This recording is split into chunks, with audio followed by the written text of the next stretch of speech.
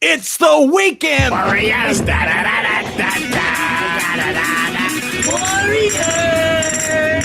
Come up to play! Yeah! Here we go!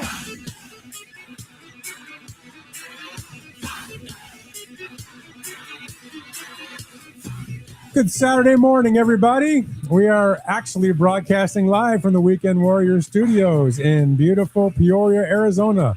All back together again. Yes. I'm Ralph Romano. Alongside my partners in crime, we have the legendary Philip Emerine and Luke, Mr. I'm Never Wrong, right. And this is the Weekend Warriors.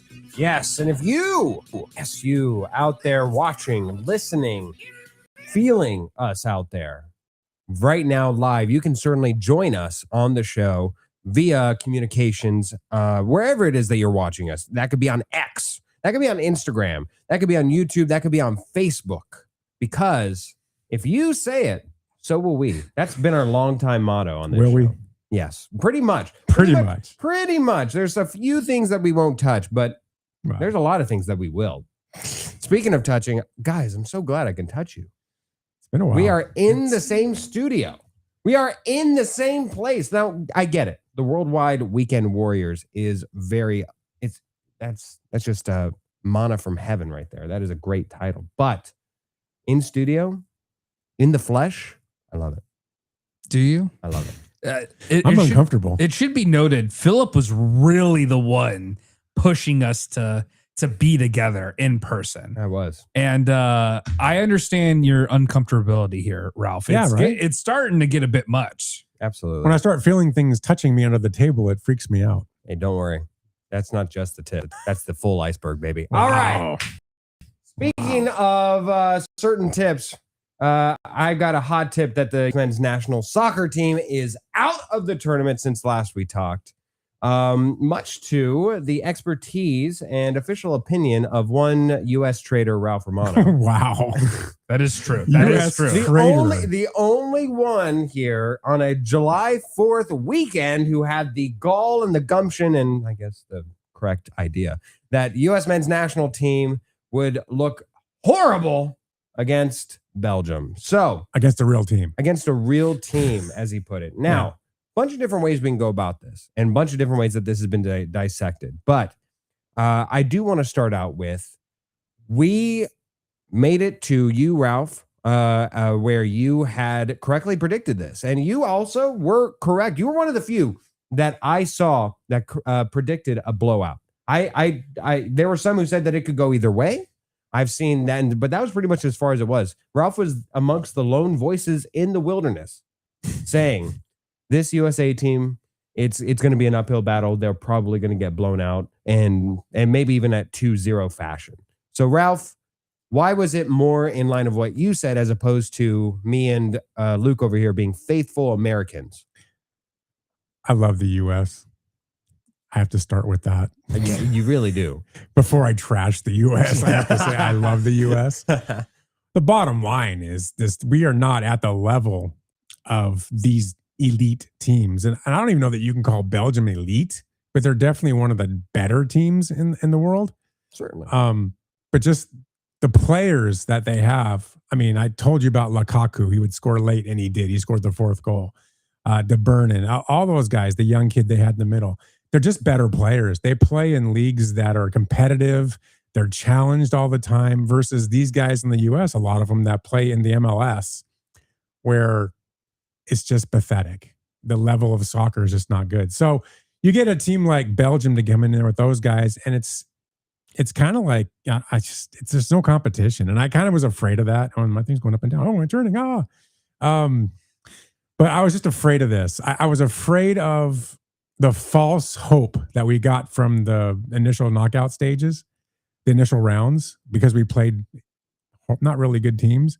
How dare you? Paraguay, Turkey. Yeah, I mean, just Australia, mate. You're not talking world powers. You're just talking Bosnia-Herzegovina, which I guarantee you, that's take 2 countries. We took on 2 countries at once. Yeah, you go across this great nation, even after playing them. I doubt 70% of Americans could could pinpoint that on a map. And I can sit here and break down the game and tell you that they did a poor job of getting the ball into the center where they needed to. They couldn't control tempo. Belgium ran all over them. Belgium looked like they did whatever they wanted to do, be honest with you. From the get-go. They pretty much whatever they wanted to do, they were doing. The U.S. didn't know how to react to it. So it's a shame. It is what it is. We have a long way to go. We've come a long way, I think, in soccer, if you go back. But we have a long way to go. We've got to do a better job developing these young guys. These guys need to go play in better leagues and competition, or we need to upgrade the MLS, which I don't see that happening anytime soon. There's nobody that's going to play in the MLS over Serie A or Premier League or Bundesliga. They're not going to choose that. The money's just not there, right? We were talking about money before the show, right? I mean, what did you say? The 10th player in the world makes $40-something million. The 10th highest played footballer makes $45.6 million to play in Saudi Arabia. Right. And the top U.S. player, which is Pulisic and his fractured leg, who's always hurt, he reminds me of Durant. Anyway, he makes $7.5 million on AC Milan, which is not even one of the top paid guys on AC Milan. And he's a good player over there for the most part. For the most part. But we just don't have a good setup here. And then Phil made a really interesting point. I thought it was funny because he was wrong. He was talking about Messi. And how, Messi has got 8 goals in the tournament, which he does. Messi's playing for the Golden Boot. Outrageous, right? And because of that, maybe that he's validating the MLS because of what he does in the MLS. He's doing it in the World Cup.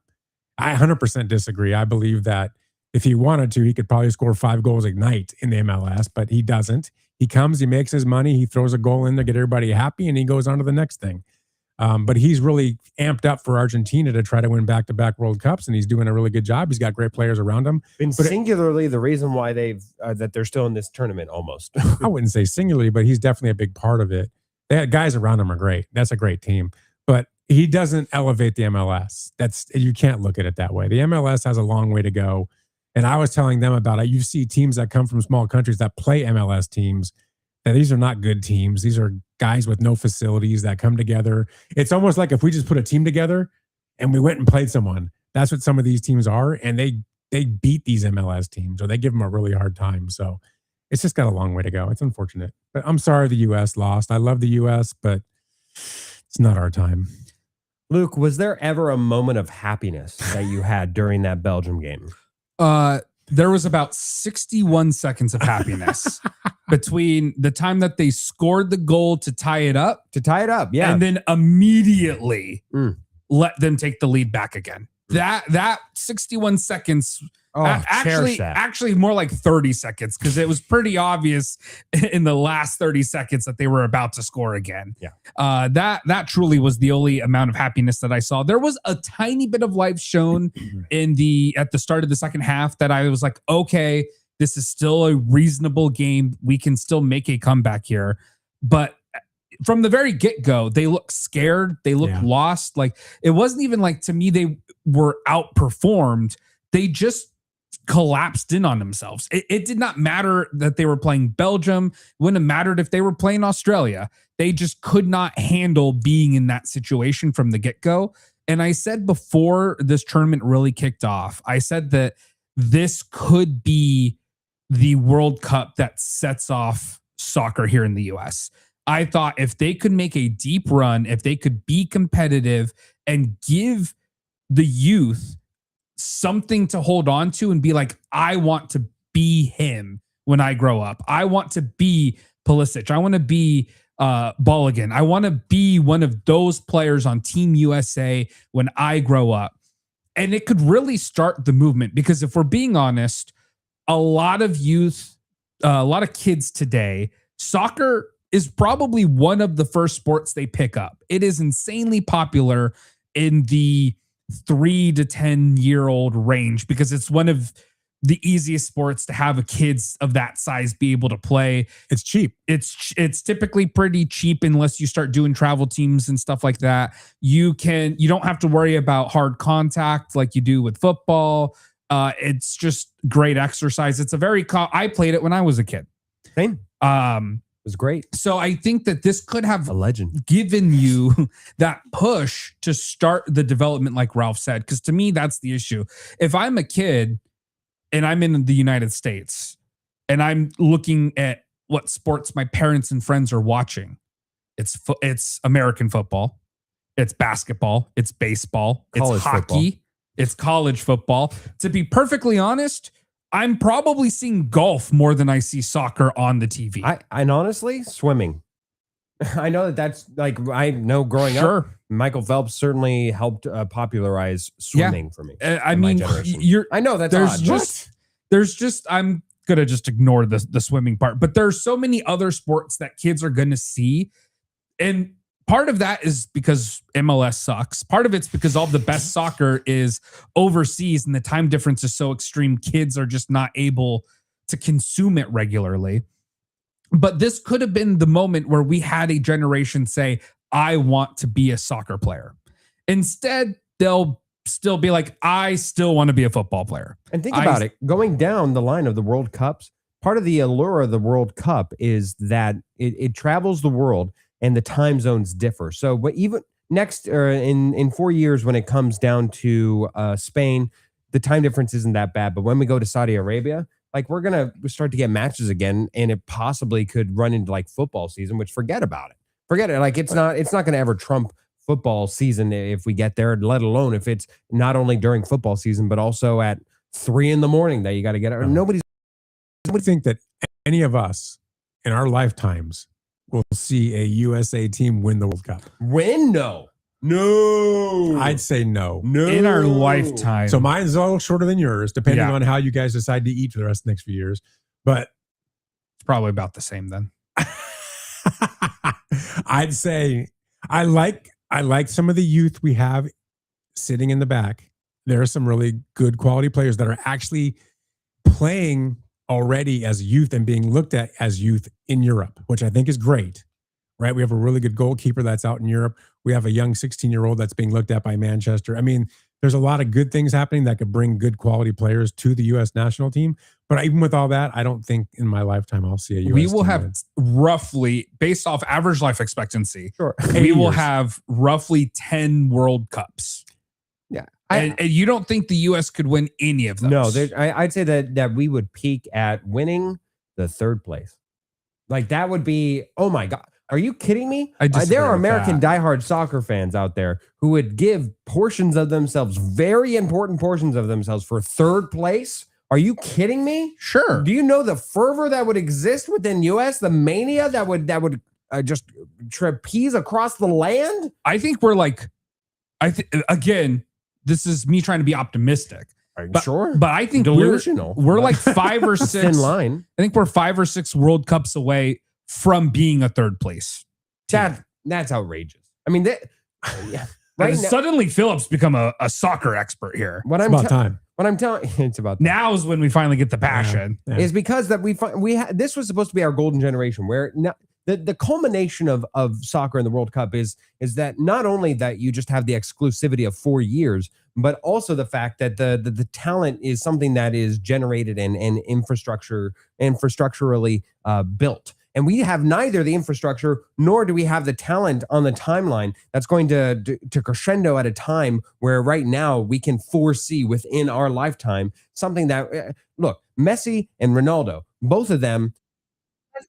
Sorry, I'm making a point here. I know, and I'm it's sick of that Messi and Ronaldo just happen to coincide with very good teams. And even Ronaldo, he was somebody that aged into what's part of the travesty of his sports career is that he'll never perform well in the World Cup because Portugal was never able to put a talent-worthy team around him until this very World Cup, where he's probably holding them back. Messi, it just happened to be that they generated a great team. They birthed a great team. They manufactured a great team at a time that coincided with his greatness. So when you're talking about the U.S. men's national team, right now, if we were to have right now somebody convert into being a top star, which we are nowhere near. I mean, what? Christian Pulisic is near the bottom of top 100 stars right now. And he's the all-time great U.S. soccer player. And as such, he is in right now Donovan. ranked number 80 U.S. wide as talent, maybe, and maybe that might even be generous. No, there is no way that within our lifetime I'll bet on it. Wow. What do? I get paid on your deathbed when I'm looking at your wife in the eyes and like, I'm so sorry. Well, you pay so wrong. You pay my wife because they will win. Look, I can be as delusional as anybody as the next guy, but to say that they will win, I would think Ralph, that we would have a tremendous. Philip wasn't alive for this. What happened in 1980? 1980? Oh, the U.S. Miracle on Ice. Oh, so you're saying the U.S. has a history of taking teams that aren't as talented and beating the best in the world? Ralph, you weren't alive for this either. What happened in 1776? You're saying I was alive for this? No, I said you weren't alive for this. He did graciously give you that. Yes. He gave me that. But what happened in 1776? We got our independence from England. So how about you shut up and be an American, Philip, for just once in your life? Dirty communist. Well, we did touch on him. Insane. Not the communism, but we did talk about Christian Pulisic, which he has been going through the ringer this week. He has deservedly. Well, he has become the scapegoat, the front man, and with the fame and fortune that comes with being called Captain America, being the best American player, so too comes the foibles along with that, especially when you perform as he did. So Christian Pulisic didn't perform. Christian Pulisic has, at best, played along with the U.S. men's national team. He scored a goal in the first quarter of the first game, and ever since then, he's been having a hell of a ride. During the game, he against Belgium, he lost the ball a game high 14 times. Look at that. I can't even make. I mean that. Yeah, it's no. Watching it was painful, and it was terrible. It was painful for him to perform so much so that he subbed out. And now I know there's a fracture, man. It was a microfracture that he did to himself. That was user error caused, and one that. Look, I'm no expert on U.S. soccer, but one that you do talk to the experts, especially the ones within U.S. soccer, and they will say you would have had to have carted me off that field. You would have had to have gone because I still would have had a cleat embedded in the ground. That injury did not warrant either the performance nor the substitute out of that game. So I guess my question is that Luke, is the 27-year-old Captain America, Christian Pulisic, is he the biggest loser against Belgium? I think the upcoming soccer generation's the biggest loser because they just lost all of their momentum, all of their entire country was behind them, and then Pulisic single-handedly destroyed the hopes of an entire soccer generation. Single-footedly. He couldn't even be bothered to put the other foot into kicking us down. No, listen, at the end of the day, this was a bad performance by him. The whole World Cup. He had a great start. He was injured because he's always injured. So I don't think he played in the first game at all.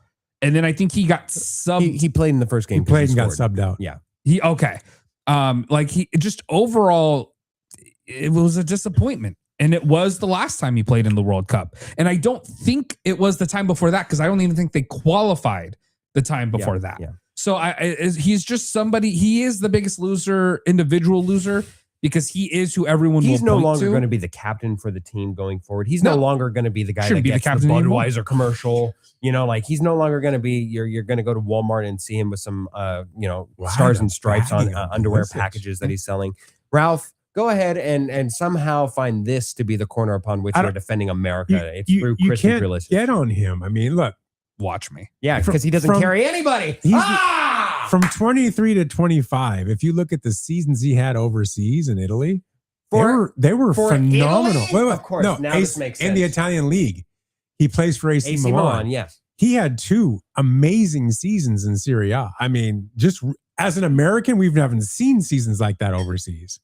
I mean, I think 12 goals one season, 11 the next. He scored in UEFA Champions, the Super Cup. This guy was representing the U.S. out in Italy. I mean, at a high level. If only he could do it in America. He was being talked about as being the best player in Serie A at one point. Now, all of a sudden, after that, something happened this last season in AC Milan where he just didn't look good. And they actually started benching him. So as we got toward World Cup, he started to decline. Something's going on with him. I don't know if it's injury. I don't know what it is. Maybe he's peaked.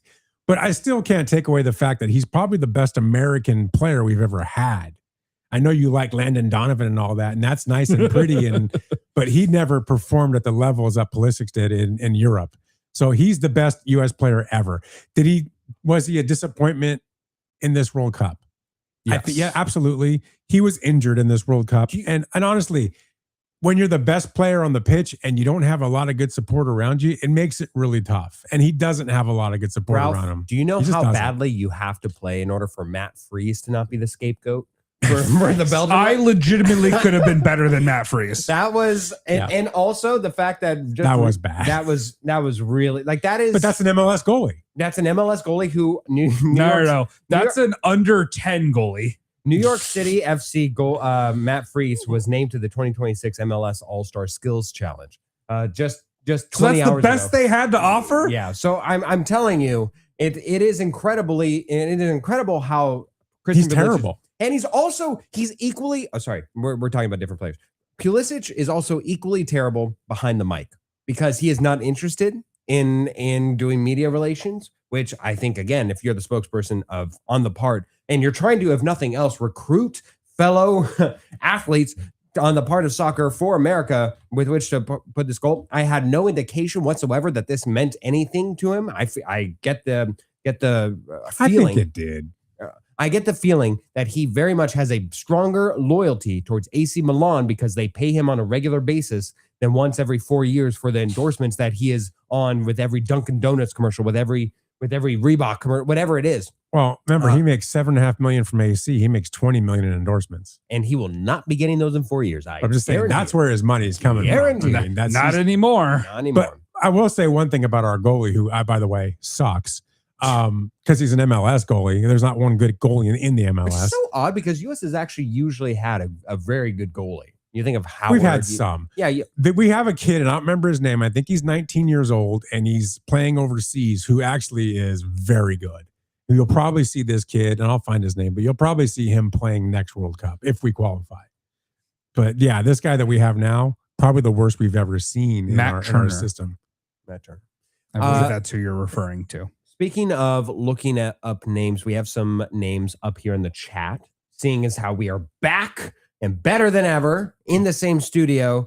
Our second sexiest social media Tanner person to comment in has asked, can we get an interlock for being back together? And I'm not. No. Oh, wow. What do you mean? It's not a big deal. Yes, it's not a big deal. You said it's not a big deal, Ralph. It's not a big You said deal. friends do it. Are you saying that we're not friends? That's right. Oh, wow. Wow. Tanner also says, even if the U.S. has a strong talent pipeline, we are still generations behind other countries and their developmental system. He's right. I agree. So 100%. we were in 1982. We were in 1776 too. That didn't was- stop us. Yeah, but didn't stop us. we also had the power of smoking behind us for the Russians. You know that they got. I will They cut that out. gladly bring it back for one World Bring Cup. back the Marlboro Camel. Let's do it. We peaked at, was it 2002 or 98? When was it the Landon Donovan team that went to the quarterfinals? I have no idea. It's a great question. It was 16 years. So I think it was 2002, it I think. I think it was 2010. No. No, I think it was earlier than that. You have to look it up. But Yeah. that was our peak. And that's when everybody started going, we're doing this. And since then, we've gone downhill. Yeah. Completely. And then our sexiest commentator on the chat We line, know who this is. Sports Girly, who just recently had a birthday. It's still her birthday month, in case anybody. She's still 21? She's still 21, still going strong. 2002. Yeah. So it was 2002. I think we could, speaking on behalf of the U.S. men's national team, winning a World Cup in our lifetimes. Everyone in this country is now learning what an international phenomenon soccer is, and the U.S. will want to bandwagon. Yet again, we find something that we disagree on in the Sports Girly household. What? I have to ask Sports Girly a question. Mm. Why do you get a birthday month? Why do all women get a birthday and we barely get a birthday couple hours? Why is this? I ask myself every year. You ask A yourself birthday for like month. those few hours? Yeah. They've gone from birthday week now to birthday month. Well, hey, now, why is this? Now, speaking on behalf of Sports Girly, she does make a man feel good. I don't care And let about me the tell you, feelings. it lasts a lot longer than a few hours. Facts over feelings. Why do they get a month? It's damn near a month for myself. So I'm just curious. maybe Sports that's where Girly. it is. Bitter Dolphin fan is also on the comment, is saying that the Landon Donovan team was 2002, but also saying the U.S. youth soccer is a business. Coaches get paid by how many players they have. Club teams have 22 to 24 players. It's all about money and not development. Ralph, how is it in youth baseball? Well, I ran a youth organization for 10 years, and it's exactly the same way. It's about money. It's about plastic trophies. And it's about killing the kids to get those stupid plastic trophies, because every one of those gets you more money.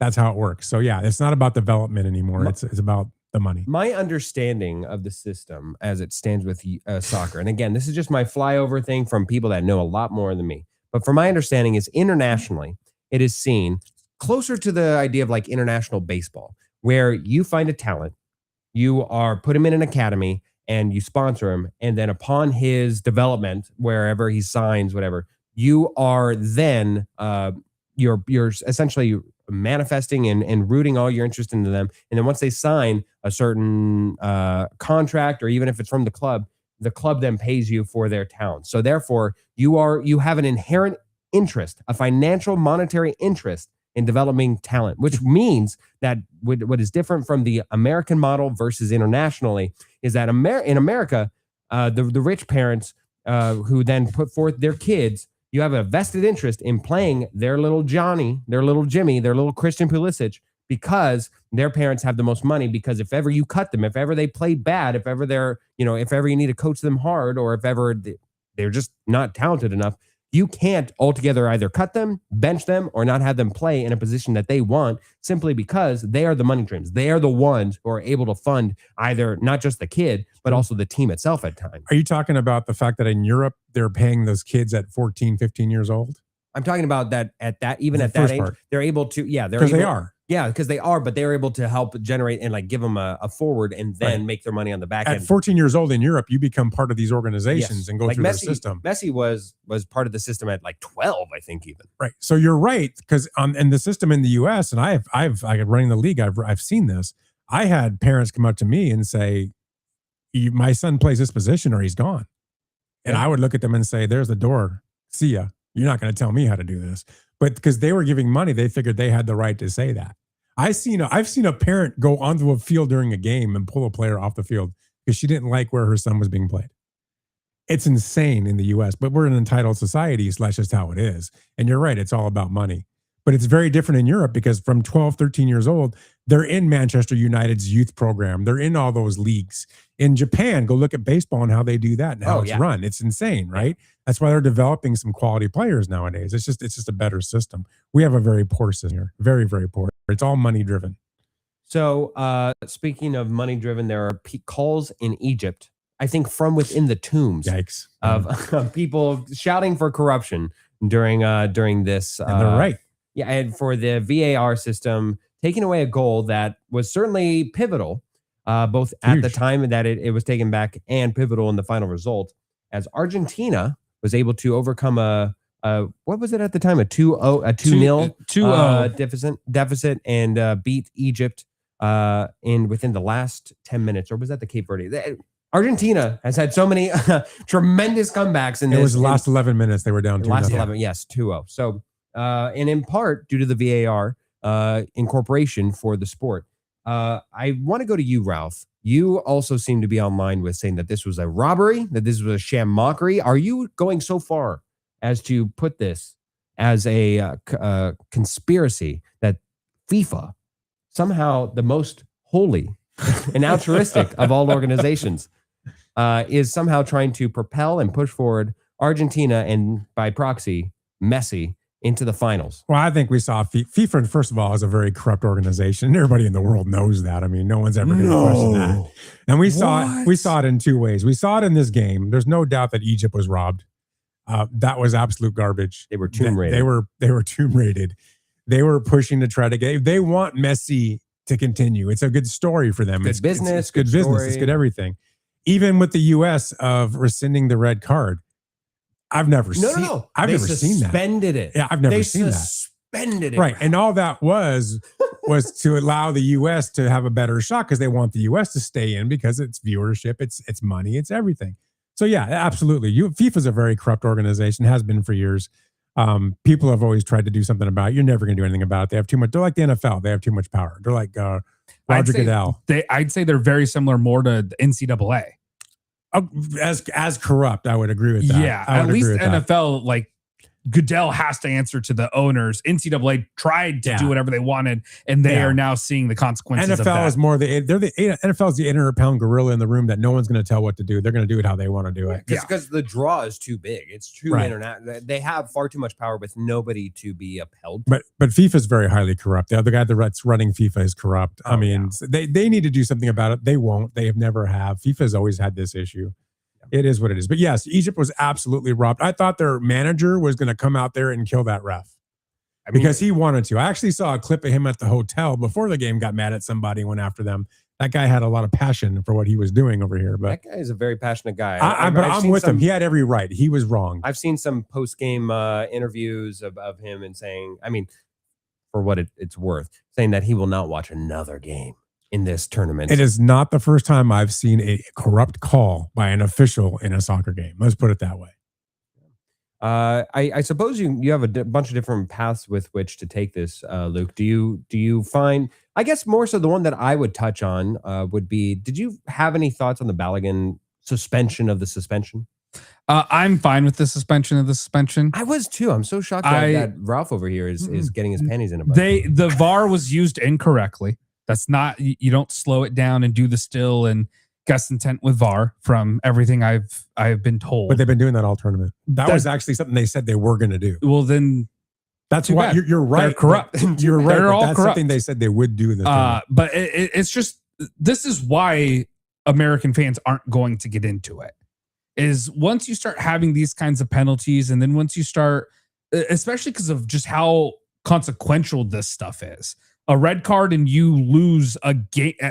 In theory, you're out that game and the next. Yeah, you're losing a game, and you could lose essentially 2 full games in a single elimination tournament. Yeah, like it's one thing if it's the Draymond Green thing and you have a 7-game series with which to determine this.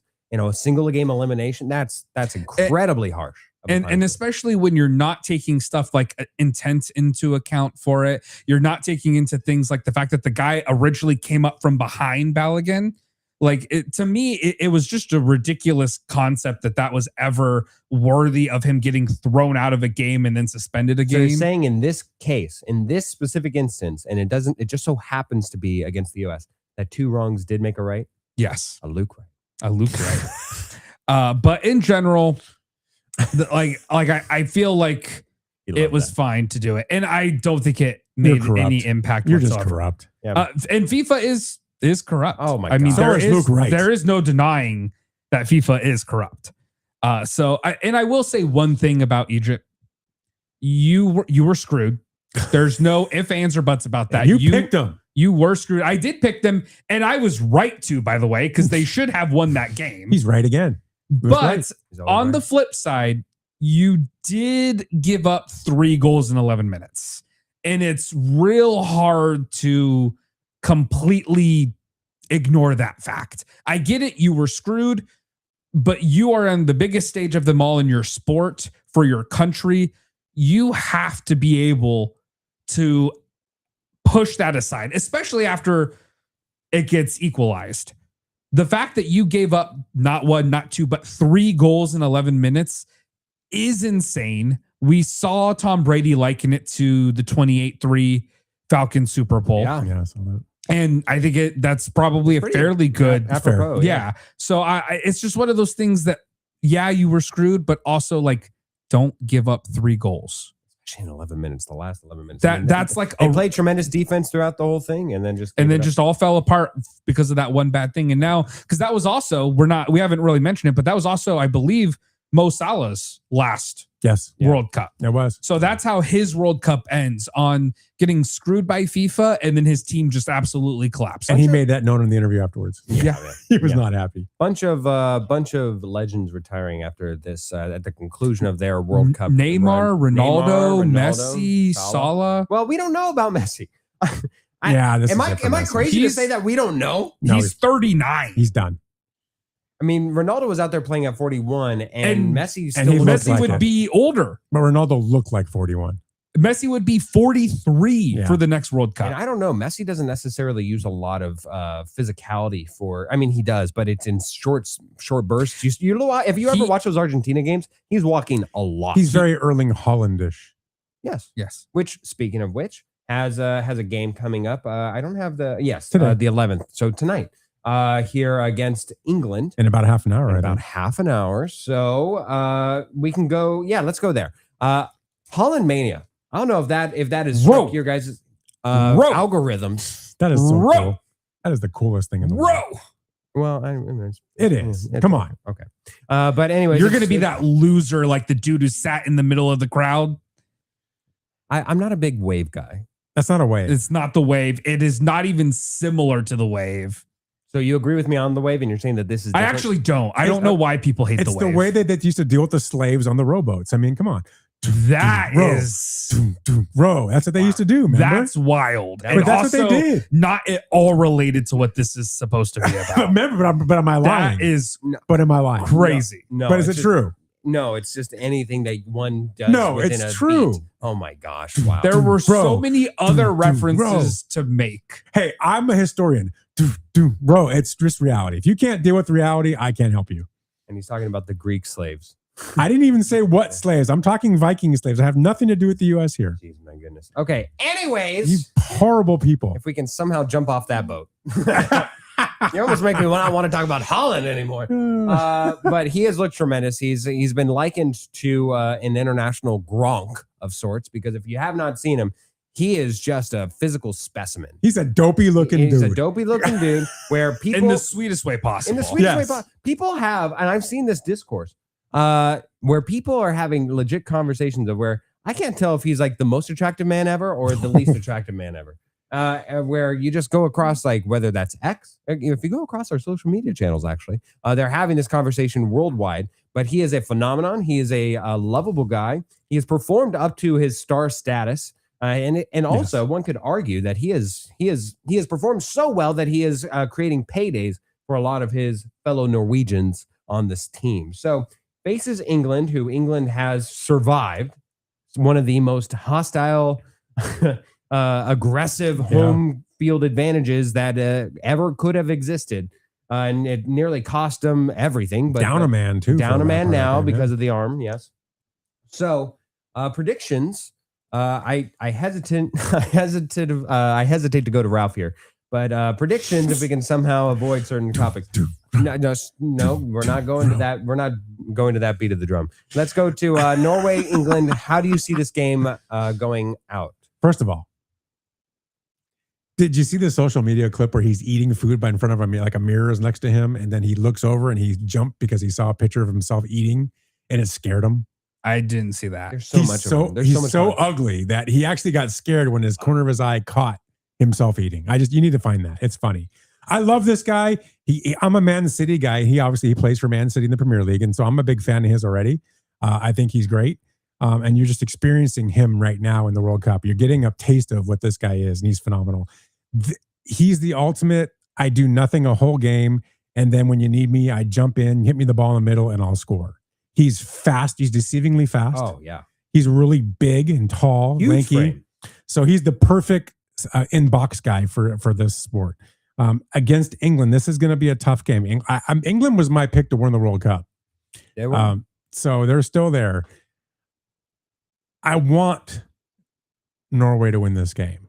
I really do. I want them to win this game. If they can find a way to get him involved in the middle, they've got a shot. They really do. But I don't think it's going to be enough. I think England's a better team. Overall, just the whole team itself is just better. I think England wins this game, but I'm going to tell you that I am pulling for Norway because I am pulling for Erling Haaland. I want to see him in the World Cup final. I'd love to see that. They've already outplayed expectations. Oh yeah. He'll tell you that first thing. He'll say England. It's all the pressure's on them. We're just here. And I love that attitude. And he's going to do everything he can to try to win this game. But I don't think they have enough. I'm going to take England, but I'm pulling for Norway. Ralph is rowing for Norway. We got to catch up on our socials here before we go to Luke's prediction. Of course, our sexiest commentator says the reason why it is a birthday month is because Pookie is obsessed with me. This is all him, not me. I That don't is- believe that. I mean, Well, I believe the first part. yeah, of the it. first part is definitely true. Yeah, absolutely. So I have so many things to say, but I'm not. And gonna then say second sexiest commentator, Tanner Grine, is saying yellow card for Phil, which is very nice because I wouldn't like to take the rest of this show off, but I would enjoy it. And next week. show. Yes, absolutely. This is a pro row show. Row. It's not even the beat they do. That's my beat. Beat of his own drum. Beat of his own drum entirely. So to go to you here, Luke. Who are you predicting to win between Norway and England? The widest matchup in the entire yes. Bracket. It's pretty bright, yeah. A lot of sunscreen. Maybe you guys haven't been able to tell this show, but big fan of underdogs. Is that what we're calling? That is 1980, buddy. That's a 1980. That's a big dog. Uberhound. Yeah. 1776. Biggest underdog ever. Starbucks was an underdog at one point. At one point, they were. And look where they are now. Yeah. Breaking up their own unions. Yeah. I'm going to go Norway. Shocked. I like underdogs. I like Holland. He is the type of player. If him and Pulisic swapped, we would be winning a World Cup literally in the next 12 years. I disagree. What did you put in his water? No, we absolutely. That is exactly what Team USA We would needs. never get him the ball. That's the problem. But having that personality and having a player of his skill Agreed. would lead other people to be like, I want to play like him. If you're 6'5" right now in America, you're playing basketball. Unless you're white. You're still playing basketball quite often. Go play soccer. Now you look at Holland, you're like, wait, I can do something else. Let me go play soccer. Let me go play with the big Yeti. It's true. And I say that lovingly. Adoringly. Adoringly. So give me Norway. All right. Row. We'll see you in the next round, England. All right. So wow. We do. So you're taking England? Yeah. Okay. Coward. There was a subtle way of saying it, but okay. Obviously. So speaking of Luke Wright favorites, Morocco went down in spectacular burning fashion to France 2-0. I hate French. Yeah, I'm telling you, you can never trust I them. just watch it and it just makes me sick. Yeah, Wemby is somewhere very excited about this World Cup. Of course, on the other side of the same bracket, Spain dispatched somewhat easily Belgium in a 2-1. 2-1. That was a tough game. They won in the last minute. Yeah, and Belgium got a score against Spain, which is very rare. So good for them. First goal of the tournament, wasn't it? Yeah, Against them. If memory serves, Spain was on like some sort of weird long slate where they had not allowed a goal in regulation. Yep. For quite some time. But so that streak is broken. They now face each other in what many are considering to be the World Cup final impromptu match. Of course, France and Spain play differing styles, and France has got Mbappe leading them in a very offensive-driven team that scores a lot and also has a pretty good defense. But Spain is stifling, notoriously so. Anybody want Luke? Where do you see this matchup going? I'm going to go France. I really like Mbappe. I think he's got a chip on his shoulder. Did you say communist? Yeah. I don't know if you guys have at all been following along with the horrific remarks made by the Paraguay senator. Have you guys not been hearing about it? I have not heard. No, I haven't heard.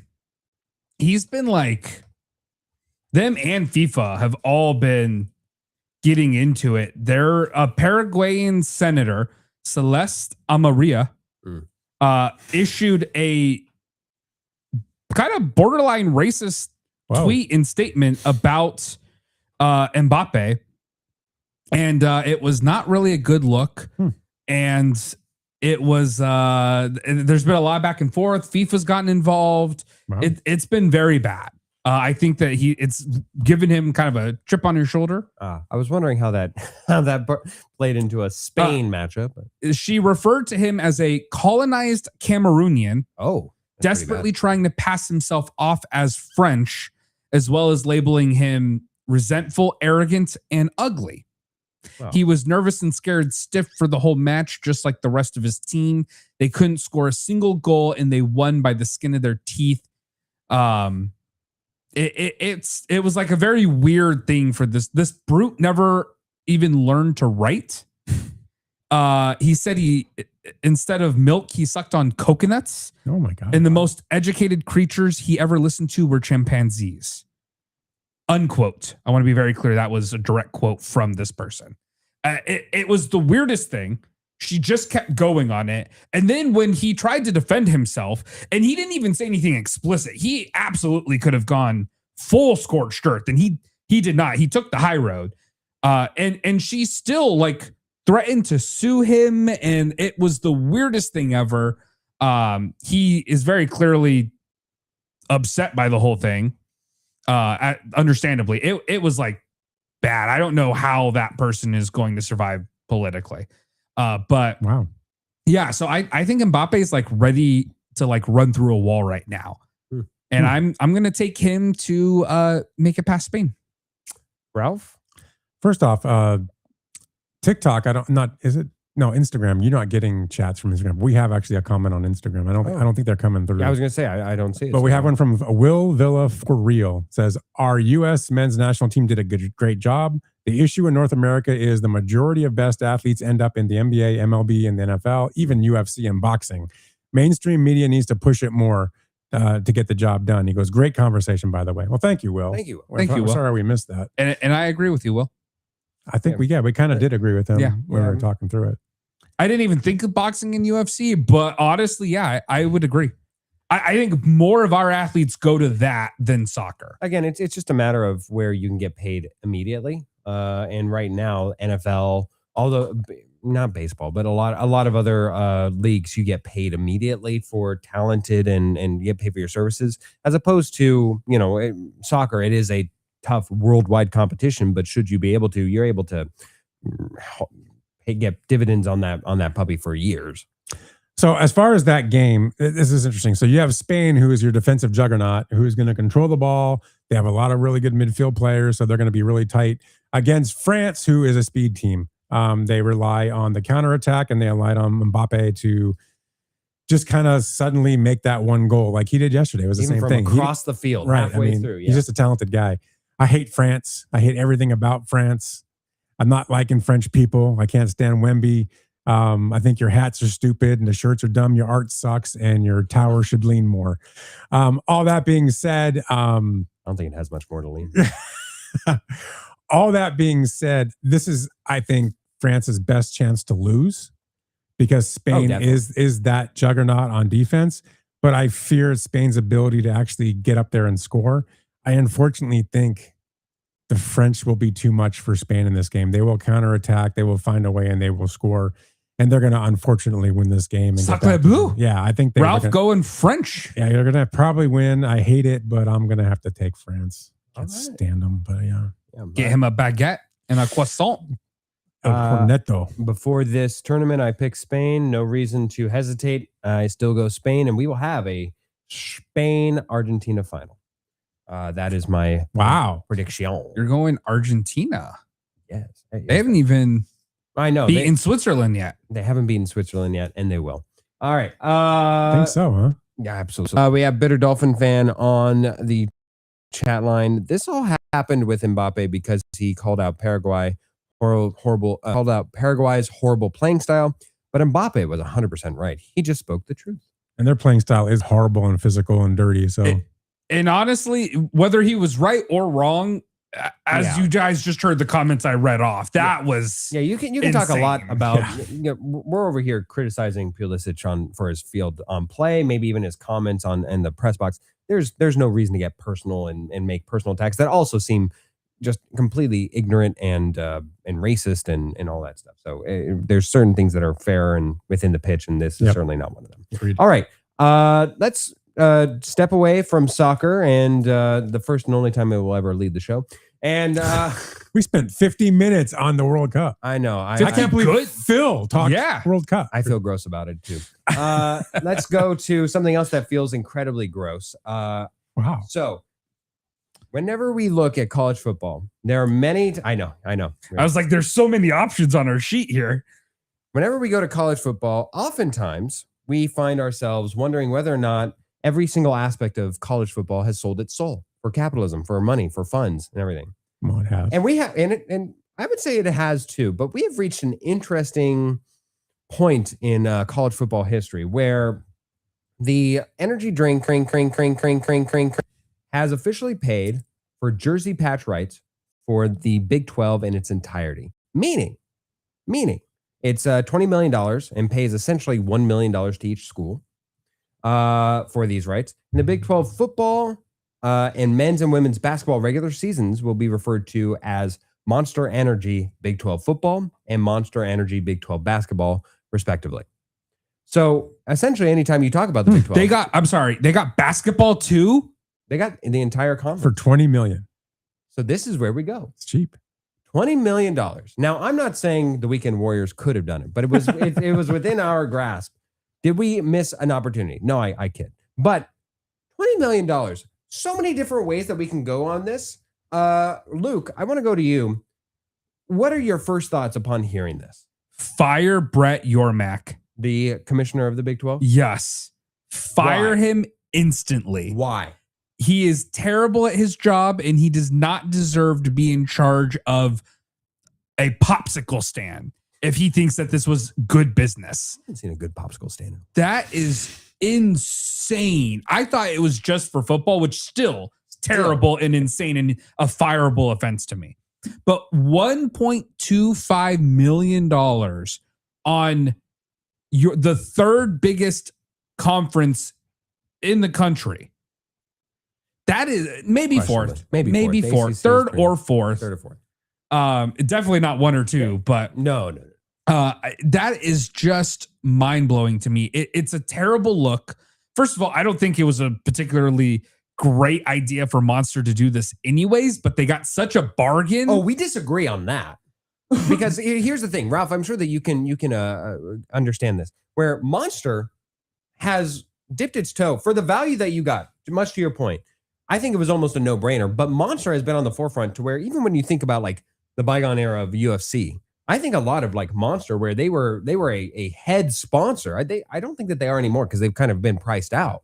But Monster is fantastic thinking ahead brand maker where they align themselves with up and coming stuff. Whether or not you agree with necessarily doing it, it's for so little amount. And when you think about how much that brand deal would have cost to go individually to each of these teams, perhaps, and that fact that you get across sports, across brands, across schools, I think that it is an incredible coup for Monster, Ralph. Well, this is game changing. Game changing. This is a whole new revenue stream that's been created that we've never had before. Well, that's interesting that you're going there. Well, this is where I'm going, because if you think about this, you're now going to see this, and I've already read that other conferences, SEC and other are talking to sponsors about doing this exact same move for more money. Because now what you're going to see, Big 12 is worth $20 million. What's the SEC worth? What's the Big 10 worth? You know what I'm saying? Which is another problem. They undervalued themselves. Oh, big time. That's the thing, Ralph, is I don't know if they were so low, because again, you're thinking about an entire conference. Essentially, you're renaming the conference. And you're giving away those for $20 million. Ralph, it is so undervalued and also such a spit in the eye of anybody else who is, if ASU has a Tostitos brand deal for ASU, even valued at $5 million, I'd be like, we're renegotiating at this moment because you have so undersold the value that to be across sports, across the entire conference for so little. What is that? It spits in our eye. What I find interesting, I see what you're saying, but what I find interesting is now you're going to have the SEC Dr. Pepper championship game. Love it. But it's going to be the, I don't know, whatever sponsor name. The Monster Big 12.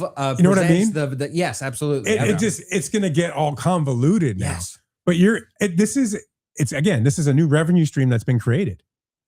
We've never had this before. We have had in other sports, but not here. But yeah, basketball is like the one who started this whole thing off. But you're now owning the naming rights of a conference. Yeah. And you own real estate on the jersey of every team in that conference. And like Tanner points out, it's not just the jerseys.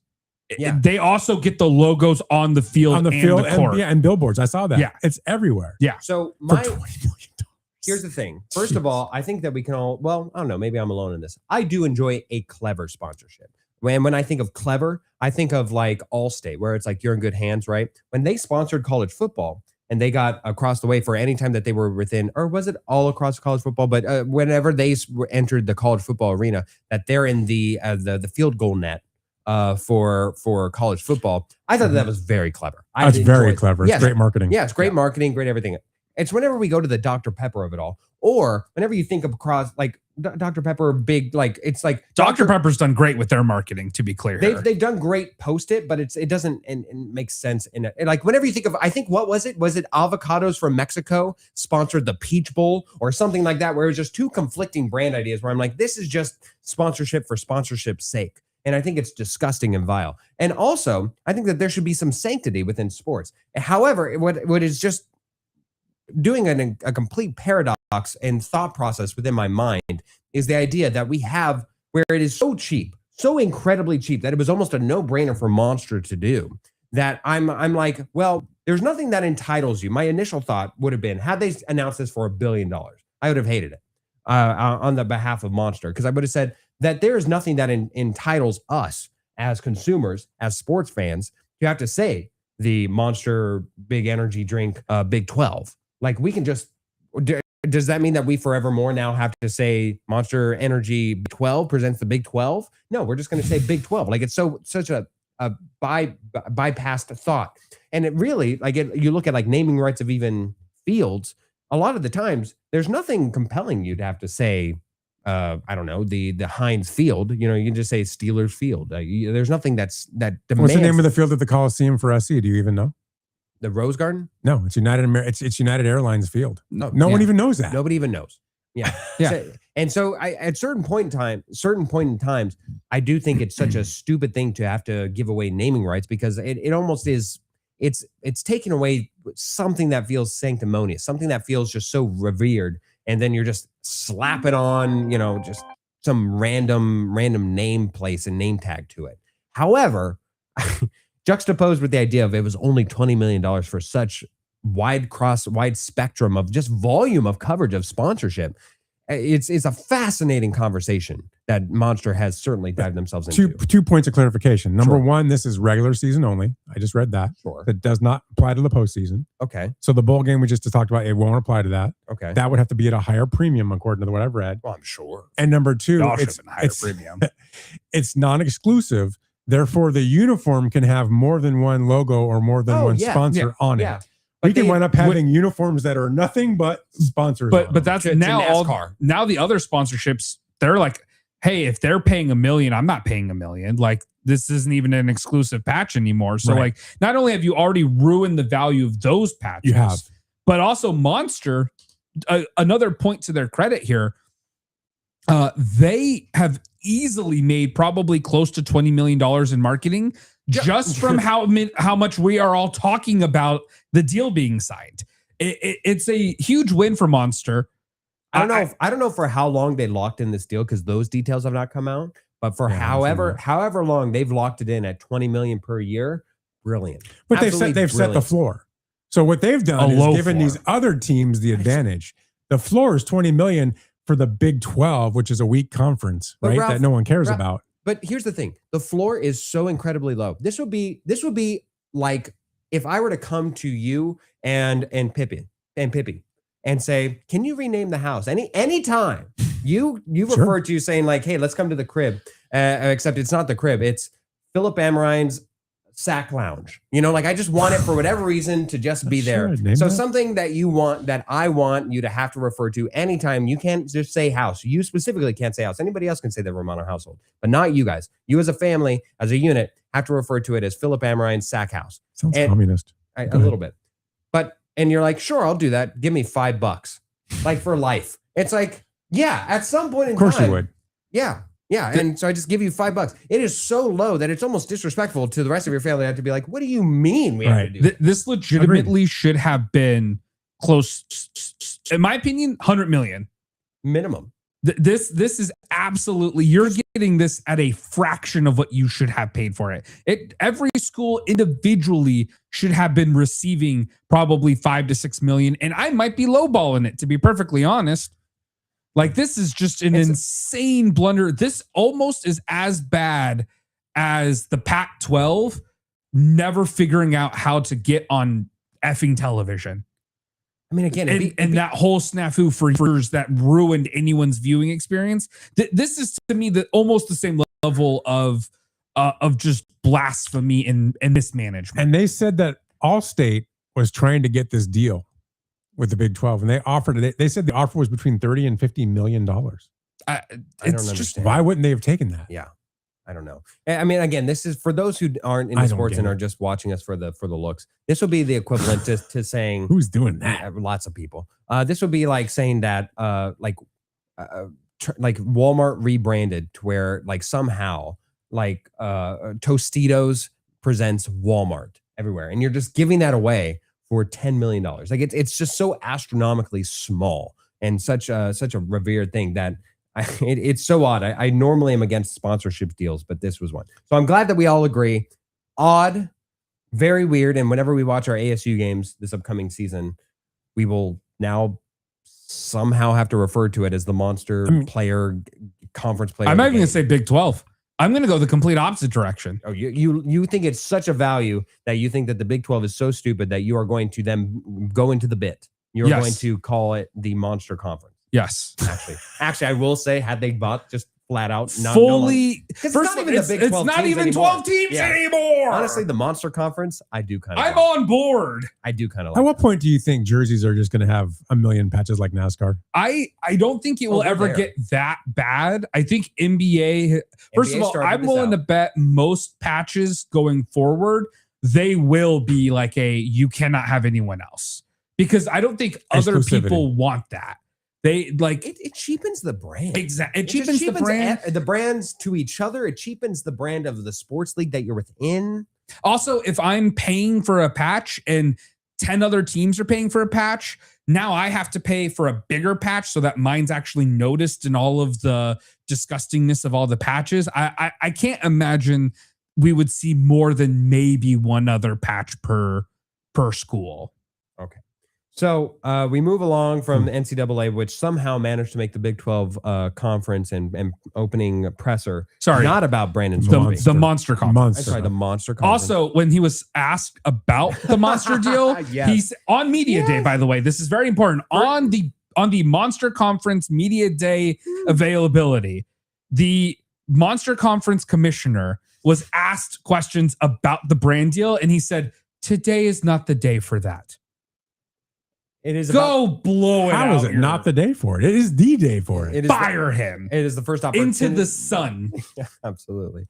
Oh, if not today, then when? Oh, during the Big 12 championship. Do we want to talk about it then? The Monster Championship. Sorry, the Monster. This will be a bit. I swear to you. For one of us.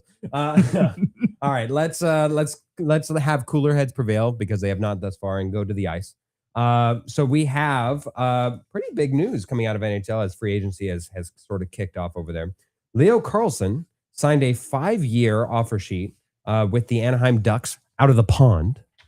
Quack. Yes, he stays within the pond, the humble abode that it is, for a $90 million contract that he had signed an offer sheet with the, oh my gosh, I'm missing this one. Flyers. With the Flyers, thank you. That it's very odd coming from outside of hockey and just always flying in and skating in. When did this come into play where that offer sheet, Ralph, that had it been signed by, no, I'm sorry, it was signed by Leo Carlsson, but had he gone to the Flyers would have had to give up not just the contract, which was very expensive, makes him the highest paid player in hockey currently. You say currently because free agency is still going on, could be surpassed. But would have had to give the Ducks 4 first-round picks. When did that happen? How long have they been doing that? Yeah, how long have they been I doing actually that? don't. I have to look it up. I'm not 100% sure. I knew they were doing it. I don't know when it started, but that's insane. Could you imagine that? I know. It was a bold move. 4 first-round picks. Like, I am so on board with this. Oh, yeah. We look at the NBA and we all like clutch our pearls over thinking like, oh, they're going to be without money for 48 hours. Meanwhile, NHL's over here saying, oh yeah, full score shirt. Do you want the best player? It's going to be right out of your nose. Did Anaheim make the wrong decision here? Would they be better off with those 4 first-round picks? I think they might have. I think they made the wrong decision, but the wrong decision was Keep in mind 4 months ago when you didn't get him signed before this period. I agree with that. Keep in mind, Leo Carlson, 21 years old. Mhm. So I mean, that's pretty young paid player in your sport. A number 2 pick in 2023 and a literal centerpiece franchise as plays center. So when you say that it was this the wrong decision, this is not like even like a Mookie Betts deal where this is near like within your prime. He's still got theoretically upside, physical upside. Yeah, but the highest paid player in the league at 21. Good for him. I mean, good for him. Fantastic for him, but I don't feel good about this.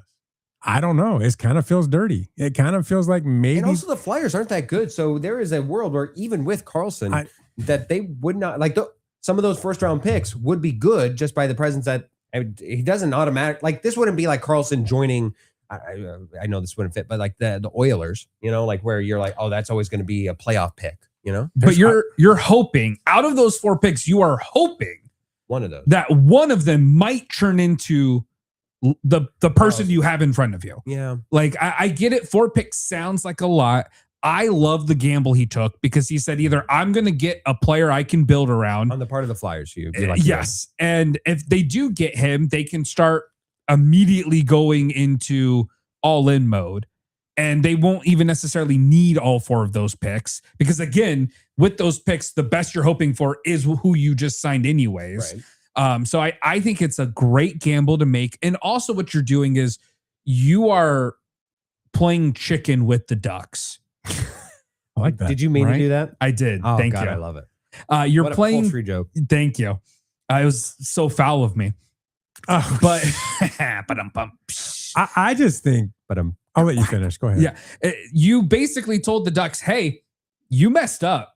You should have signed this dude before I ever had this opportunity. So now either you have to let me have him or you are now going to have to pay so much more than you ever wanted to. It's very rare that in sports that you get a chance to employ strategy from a front office perspective that is certainly against your opponents across sports. I think of, especially in a previous iteration of the NBA, these poison pill contracts with restrictive free agents where you kind of saw it right now with Detroit where they are holding cap space for their own restricted free agents. But on the part of trying to make it hurt for other teams, especially teams across the NBA, the league entirely, they were rumored to be the last team standing that would offer a lot of money for a Lakers piece, Austin Reeves. And so because of that, the Lakers had to pay a little bit more for that. And so to your point, it is a mutually benefit. It is a move where we have the money. We have the ability to do this. Why not? At the end of the day, if it costs us 4 first rounders, what are the chances that we could get somebody as good this young who still has a lot of time left? I'm with you. You look at Carlson, you look at his numbers. They're okay. He almost single-handedly beat the Edmonton Oilers on his own. Man. I get that. But if you look at his numbers for the season, he had 67 points this year. He had 29 goals and 38 assists. That's okay. It's not Connor McDavid. I mean, Connor McDavid, what did he have? I had this written down, like 140 points this year. I mean, Connor McDavid is elite. 138 points he had this last year compared to 67, 68. Connor McDavid made $12.5 million a year. Connor McDavid's 29 years old. But 29 is still in hockey. You're still got plenty of time to go. Sure. $12.5 million a year to Connor McDavid or $18 million a year to Carlson. I get that he's 21. I want Connor McDavid. He's 10 times the player this kid is right now. With 8 more years of experience. Though. Right. He's a better player. It's not even close. There's other guys that are better than this guy, and you hand him $18 million a year. This scares me for the NHL. The NHL has been very good at keeping the salaries at a good level, not going crazy like other sports, like baseball, for instance, like football. They haven't had the outrageousness, right? This is the start of a little bit of outrageousness for me. This could have opened the door to now turn NHL into what other sports are becoming, where it's all about these huge contracts. That's my fear in this move. I think this is a really bad contract for hockey. This is going to get here in a couple of years, and we're going to remember this contract. Well, we look because at it opens the door. we look at the NBA, and right now the biggest gripe amidst players is that there's no middle class for the NBA contracts. There's either the superstar, super mega deluxe contracts that they're all signing, or there's vet minimums. And so right now that's where we find a lot of gripes. But a bitter Dolphin fan joins the conversation saying, now the Ducks are in salary cap hell, and their second best player needs a contract, which is true. And he is just as good as Karlsson. And the Ducks are short on defense. They may have to trade good players away to get to be able to sign some average players. And this is where I was about to go. Thank you for leading me into this, bitter Dolphin fan. You know what Karlsson said he would take? In an interview, he said, I'd take that for sure when asked about an 8-year deal with a $9.5 million annual cap hit. He would have taken that. He would have taken He that would have right taken which is that. more in line with what you're seeing. Yes. Oh, yeah. And so to me, this is, again, the manager for the Ducks is apparently known for doing this. He's done this multiple times where he takes young core restricted free agents and he grinds them down. He did it with Jamie Drysdale. He did it with Mason McTavish, Trevor Zegras. All of them are no longer with the Ducks. Yeah. And you did this to yourself.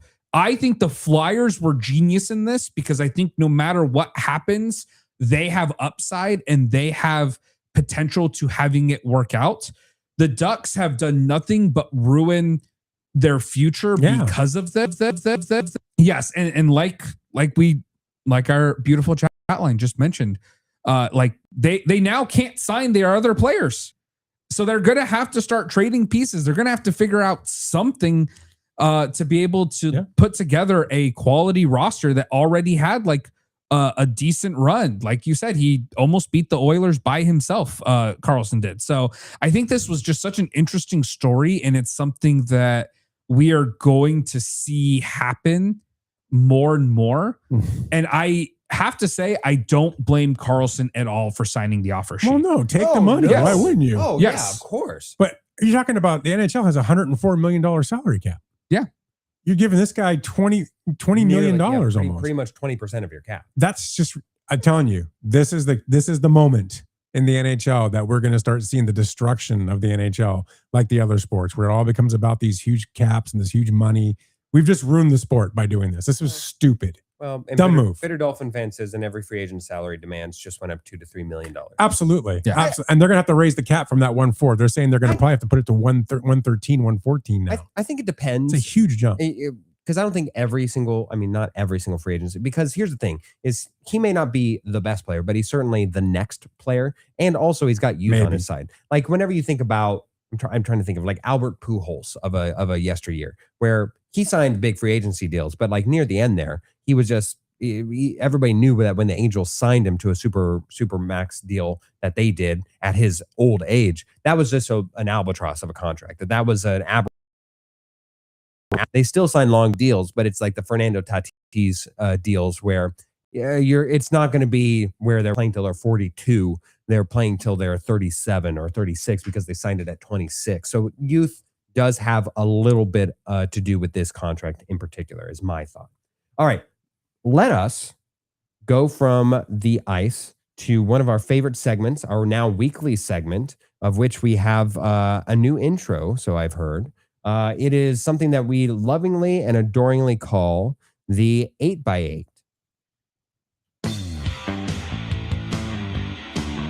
Like it's totally time for the 8x8 series. 8 NFL divisions, 8 weeks, and nowhere to hide. Gag me with a spoon. We know exactly who you are, and now we're calling you out one team at a time. No excuses, no hiding behind the hype. This is the 8x8. For sure. All right. Where's that from, guys? What's that reference? That whole lingo. Do you understand that? Valley Girl talk? There we go. Yeah, Valley there we go. Girl talk. All There right. we go. Because In-N-Out's from California and they do the whole like I love Eight it. by I grew up eight in the sort of Valley Girl things. area, though. So I mean, in the San Fernando Valley is where it was started. Frank Zappa, you guys know who that is? I'm familiar with the His name. daughter, Moon Unit. You don't know? None of this makes any. Are you don't know? kidding? You've never heard the name Frank Zappa? Never heard. No, come on. That's 100%. kind of crazy. He single-handedly invented the whole Valley Girl thing. with a song that he had his daughter do. And oh my gosh. I actually didn't know that. I thought that was just like how stereotypical Valley girls talk. I lived horrible. But you need to go look that up. Frank Zappa, Valley Girl, go look it up. Gag on the Moon spoon. Unit Zappa. That will stay. That's his daughter's name, Moon Unit. All right. So after much deliberation, yeah, I know. After much deliberation and much consternation, we finally decided on the next division that we will settle upon. And that is, we've gotten rid of the South. Like, yes, they might care more, but their divisions suck in the NFL. But we move along to the NFC East. Some would argue the most popular of all divisions. Certainly has amongst the biggest fan bases. And we will start with the NFC East most recent Super Bowl champion in the Philadelphia Eagles. Now, of course, if you are new to this series or new to the show, each week for this 8x8 for this 8x8 series, we will go for each team, hit a few of what they did during the draft, did what they did during the transactionary period during the offseason, and then we will each give a succinct explanation of how we feel about this team heading into prediction week and to the preseason, really.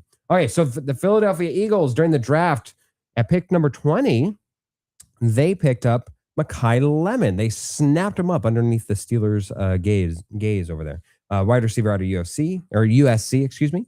Not out of the UFC. That'd be crazy. Round 2, pick 54, Eli Stowers, the tight end out of Vanderbilt. And in round 3, pick 68, they got Markel Bowl, the offensive tackle out of Miami. And then during the offseason, they traded away wide receiver A.J. Brown to the Patriots for a first-round draft pick in 2028 and a 2027 fifth-round draft pick.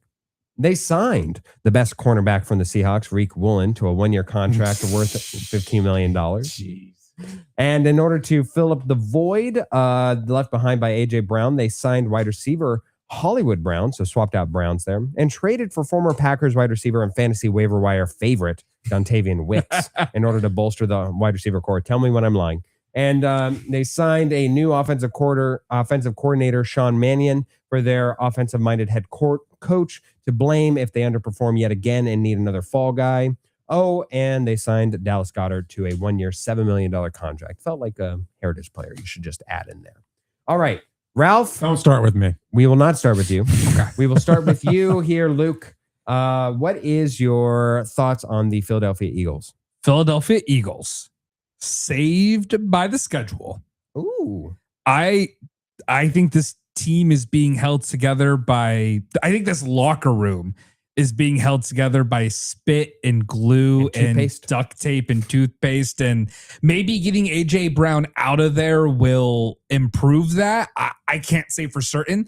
It's definitely going to make your receiving core worse overall in the short term. You're really banking on Hollywood Brown having a resurgence and Kawhi Leonard, even Devontae Smith. Yeah, you're hoping Devonta Smith can take that next leap. He's just so good at the back office. Howie Roseman. Yes. Their GM. Yes. He's like doing his absolute best. I'm with you here. Like, I think that this might be the worst. I think Nick Sirianni might be the worst Super Bowl winning coach of all time. He's definitely up there if he's not number one on that list. But I think that they have enough talent. They went out. Roseman signed enough talent, traded for enough talent. So when I looked at their schedule, their home games, looking for the losses. So they got very lucky. Normally, if you're a good team, or really any team, you want your hardest games to be at home, and you don't mind your easier opponents being on the road. That's just kind of how you want. Is where they get to play the Rams, the Colts, the Panthers, the Seahawks, the Texans, and the Steelers. All of those teams, some of them maybe aren't that tough, but your big ones with Seattle, Houston, and the Rams, all of those you got at home. So good for you. Like those are the ones you want at home. Away, Titans, Cardinals, Niners, Bears. Niners, Bears could be tough, but you're able to get Cardinals and Titans should be fairly easy. So I think that for them, this season will be predicated on, were we able to capitalize on getting some of our hardest games at home? Oh, and they got the 49ers late in the year. That's Yes. where you want the 49ers. That's where they're broken down. Yeah. So that is my thing. I Their lying? season Am I- was saved by the schedule. All right. So there you go. Saved by the schedule. I will go next. My tagline for them is Nick Sirianni. I can't begin to tell you how infuriating this team is for me. I respect the quarterback. I love the talent. I love the GM. I even love the schedule they have, but I cannot get over how much I believe the Eagles as a team are being held back by their head coach, who seems to require coaching himself on a weekly basis. The talent is there, but with no more A.J. Brown to scapegoat, I worry this team underperforms and locks up a wild card berth this season in unspectacular fashion. I think they're just going to stumble their way, talent their way to a wild card. And that's like the maximum ceiling that this team can hit, is my personal thought on the Philadelphia Eagles. You just hate Nick Sirianni. I can't tell you how much I have I disdain. can't blame him. Just absolute buffoon. So my statement for the Eagles is still the team to beat. That's the bottom line. I didn't realize this. They were the first NFC East team to finish consecutive seasons in first place in 21 years. It was a crazy streak going That's on. kind of crazy. Yeah. Yes. 21 years. Yeah, when they broke it, it was sort of ho-hum. But every year you would lead into the intro saying, how can the Cowboys or how can the Giants possibly lose this division again? And then sure enough. And when you go, what I mean by it's still a team to beat, when you go up and down this roster, right? When you look at the Barkleys, the Smiths, the Goddards, you look at the defensive team, you look at the offensive line, their roster, player for player, is better than anyone in the division. I don't even think it's close. I think the gap is being closed a little bit finally, but it's still not there. They're still going to be the team to beat. They're still by far the premier team in that conference. I see them winning this division. I don't see them anywhere they don't win this division. I mean, unless Jalen Hurts gets hurt and Barkley goes down, I don't see anyone else being able to take this division from them. I think they're just too strong. It's a competitive division, but again, I just don't think the other teams have enough in their rosters. I think the ceiling for this team is 12 to 13 wins. That's fair. And they have a legitimate Super Bowl run. I think the floor, if issues happen, is 8 to 9 wins. And that's if they struggle, they have injuries, things like that. So you're probably looking at an average between 10 and 11 wins, which sounds about right for that division and for this team. Yeah. So The problem that I always went in with them is that the talent is there, the schedule's there. And even if I don't have the fullest belief in Jalen Hurts, which it doesn't sound like any of us really do. I mean, I don't know where you rank Former So-so. OU great. Oh, that's right. Watch your tongue. buddy. what I think the issue with them is their offense has become too predictable, and that needs to change. Well, they have a new offensive coordinator, Right. so I mean that would be So if to they throw change, under the if they bus. change that predictability and it meshes with what the talent is on the field, the ceiling is there. This does feel weirdly enough as a not necessarily a hot seat for the coach, because I think Howie Roseman has been burned by getting a new head coach, so he very much likes to have a scapegoat himself. Right. But feels like a hot seat year for Jalen Hurts, like Maybe. because they've stated that they aren't going to extend him heading into this year, where you could have extended him and they didn't. So interesting year for the Eagles. We will go to the text line before we continue. We go to our second sexiest commentator, Tanner, saying red card on the intro, which, not everybody loves. What do you mean red card? Not everybody loves a Valley Tanner. Girl. How old's Tanner? And Sports Girly, our very sexiest commentator, says that intro just set feminism back 20 years. Well, I was shooting for 40, so I guess I missed the mark. Yes. All right. We go to the Commanders, the next team in the NFC East we will be covering. In the first round in pick 7, they picked what many configured to be the safest pick in the draft in Sonny Styles, the linebacker out of Ohio State. And then in round 3, they picked at number 71, Antonio Williams, the wide receiver out of Clemson. Transactionally, they released former Saints cornerback that they traded a lot for, Marshawn Lattimore. They haven't had any interest in Deebo Samuel, at least to this point. Maybe they're just negotiating. I'm not entirely sure. And then Brandon Ayuk is doing all that he can to get to the Commanders.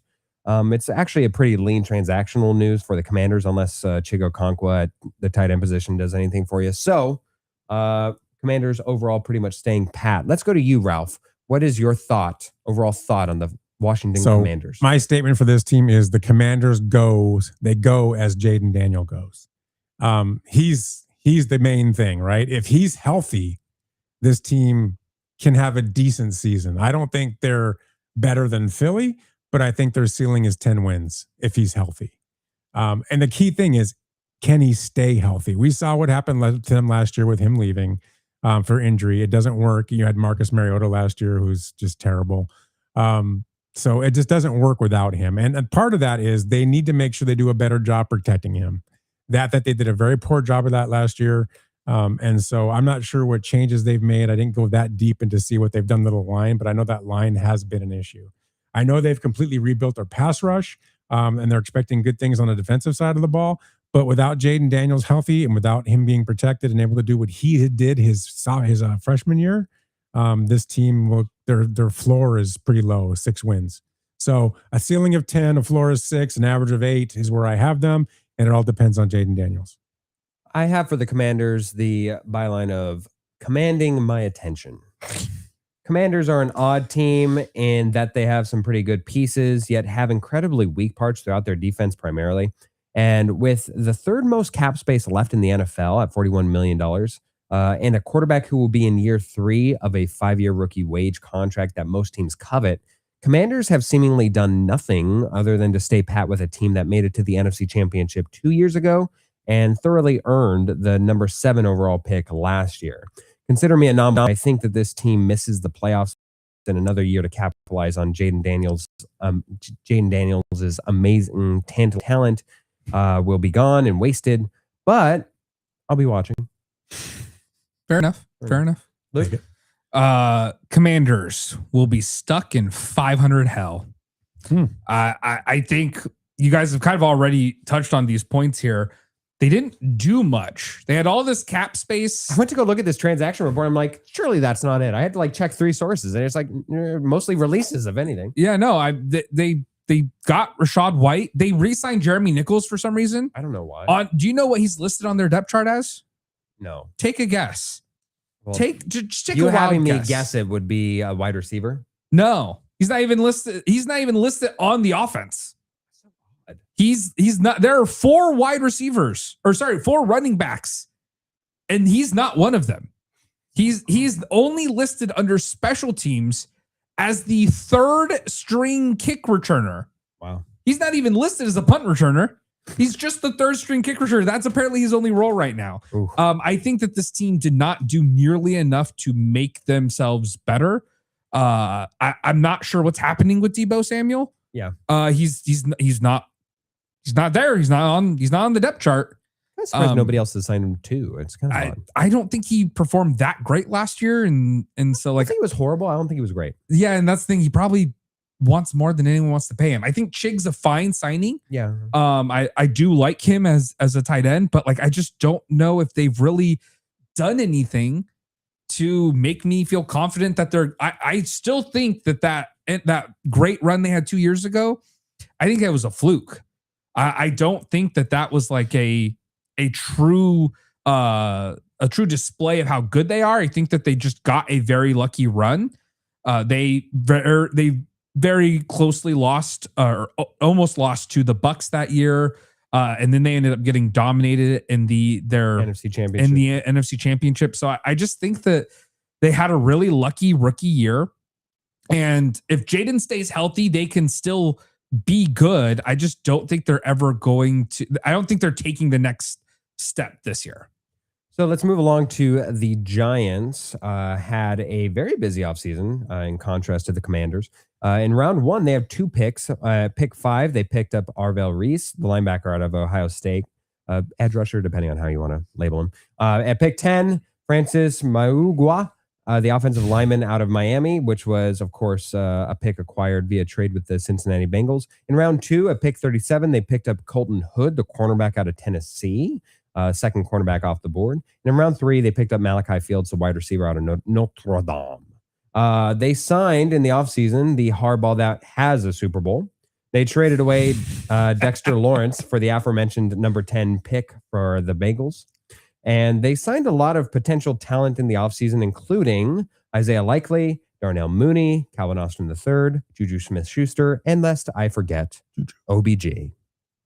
If anybody forgot, OBJ is now on this squad. Don't forget Braxton Berrios. And Braxton, I Can't believe you forgot him. I didn't forget him. I honestly just made an executive decision. Did on purpose. Yeah, I kind of did do it on purpose. All right. My thoughts on the Giants.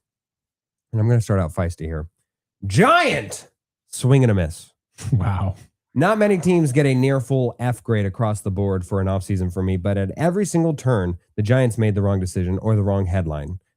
Luke is loving this. Whether it be hiring the Harbaugh who had problems finding success with the most athletic quarterback of our lifetime, whether it be Jackson Dart needlessly putting himself into the political arena, whether it be signing or feel-good stories on year one of a massive overhaul and rebuild that you are in the midst of. Between the massive talent deficit this team will face week in and week out and the lack of cohesion I have to imagine this quote-unquote team will have, we have another contender for 2027's number one overall pick for me in the form of the New York Giants. Go ahead, Ralph. My statement for the Giants is improved, but still a work in progress. And I think that's something we can all agree on. If you look at this team. Oh, I hate it. I hate Luke. They appear to finally have direction under Harbaugh. I love Harbaugh. I think he'll give him some direction. Obviously, their progress is going to depend on Jackson Dart, his development this year. Malik Neighbors, if he returns healthy, yes. And if the defense can survive the loss of Dexter Lawrence. I mean, those are going to be the keys, right? A healthy Neighbors teamed up with a developing Jackson Dart could be very interesting. I'm not sure Scatterboo will be back anytime soon. I'm sure. I believe he is trending towards playing. Week one or like just midway through season? I believe he's trending towards playing week one. Okay. So that could be a good thing if he can stay healthy. I love Scatterboo. I love his new haircut. If he can stay healthy, that's a pretty good big three to have on the offensive side of the ball. I think the team's greatest strength is going to be their pass rush.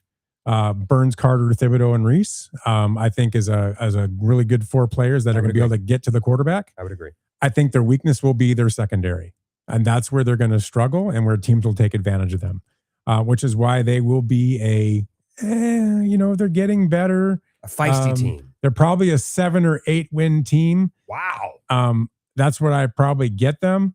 I don't see them doing much more than that. There's clear improvement, but it's another season outside of the playoffs. All right. Somebody who's been itching for this opportunity and a shameless ASU homer with Cam Scatterboo on the roster. I have to imagine that this is going to be good. Go ahead, Luke. Don't forget, shameless Scatterboo owner in fantasy. Oh. It was a great pick for about 3 weeks, 4 weeks. And you tried to trade him to me many times, but who cares about the fine details? That's actually not, we're rewriting history there, but okay. For me, my statement about the New York Giants. I hate it. I want to stare into Philip's eyes as I read this. The Giants will win the division behind Scatterboo's rushing and Harbaugh leadership. Wow. I didn't realize you were drunk this morning. Yeah, no. This is happening.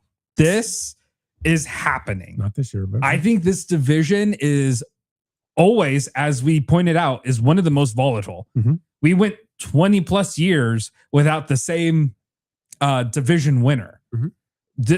In that 20-year stretch, there were plenty of seasons. The Commanders did it, I think, twice, where they went from worst to first. Yes. Yeah. This is not like first of all, there's always at least one team that goes worst to first. And the NFC East loves doing that. So I personally don't see why they wouldn't. I think Harbaugh is absolutely the leadership they needed, especially after the Dayball era. Sorry, that was a Freudian slip. Well, for many, it was considered an error too. So, but I think that if Scatterboo comes back healthy, I think that Jackson Dart will not have to play in the same way that he did last year. And I think under Harbaugh's leadership, it will be more apparent to him what he is allowed and not allowed to do. I think that this team is set up for a surprise season. I think that they have good pieces on offense and defense. I think that a lot of it will come down to how well Reese, Malioga, and Hood are able to kind of pick up the pace. Yeah, if they're impact players immediately, that does Exactly. change a lot of the projection. I think like there's a lot of people who were hurt at the end of last year that will hopefully be healthy for this year. And I think that that's going to be a huge factor for them. But I mean, they get the Titans, they get the Cardinals. I do think the Saints will be good, but they get the Saints at home. They get the Browns. Like I think that they don't have the worst possible schedule. I think it's very likely that everyone in this division I think it's safe to assume everyone will split. There might be one or two sweeps here, but I mean, they beat the Eagles last year. So I don't know why we're pretending like this team hasn't gotten better from last year. My worst thing is that I really don't know how I feel about Jackson Dart. I think he has a lot of tantalizing promise. He is certainly surprisingly good as a runner. My problem is that even as a runner, he seems insistent upon maintaining a play style that works better in college than it does in the NFL levels, primarily with leaning forward with the head, utilizing a lot of times to where, especially with somebody with concussive issues, seems to find himself in bad placement, again, even for just highlighting the erroneous area of his body that I would not want him leading with. So that would be my number one fear for an oft injured quarterback who is being utilized heavily by an offensive coordinative minded head coach who absolutely believed in him far more than I think a lot of other people did. Like even amongst drafting, even if we go back that far, Brian Daboll and the regime loved themselves some Jackson Dart, so much so that they drafted him at a place where many people did not think even Jackson Dart necessarily deserved to be a first rounder. So if you're now going to a new regime that is not offensive minded, reminder that this Harbaugh was not an offensive coordinator nor a quarterback. He was a special teams coordinator. So he's much more a foundational guy. I just don't necessarily have a lot of trust in Jackson Dart as of this moment. If he's been able to reformulate himself into not being a risky health player with concussions, then maybe I can change my mind on it. He doesn't have a head coach and offensive coordinator who doesn't care about whether or not he dies on the field. And I think that's going to be huge for him. That could be huge. Daboll was literally trying to pull him out of the concussion tents. God, I love him. Yeah. Tanner, our second sexiest commentator, asks Luke, our right value commentator, Giants plus 550 for the division? How's the value? Dun. Yes. I absolutely take it at plus 550. And I absolutely would rather. I might even offer you I'll that take myself. I'll take it right now. So that way I can, at least the money goes. Is that on FanDuel, Tanner? Oh my God, I hate that. All right. Last but certainly not least, and for many reasons, the biggest.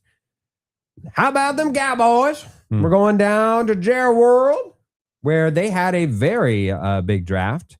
They picked in round 1 at number 11. They acquired this pick from the Dolphins. Caleb Downs, the safety from Ohio State. In round 1, they also picked at number 23 from the Eagles, Malachi Lawrence, the edge out of UCF. And in round 3, at pick 92, they picked Jashawn Barham, the linebacker out of Michigan.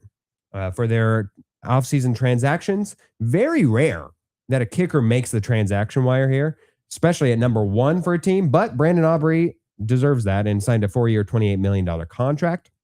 George Pickens got slapped with and signed his franchise tag. And they also traded for another Packers defensive tackle, Rashawn Gary, for a 4th rounder. So that is the Cowboys offseason in a nutshell. Luke, we start with you. The bet's been placed, by the way. I hate Right that. there, right Again, there. I wish you'd have Giants plus especially for 550. that amount. Oh, I would have housed that for you. That way we didn't even have to pay a middleman. No, we're there. Anyways, My statement on the Cowboys. How about them Cowboys? That's not my I statement. was going to say, Jesus. That's not my statement. It's all on Christian Parker, baby. What? Do you know who that is? No.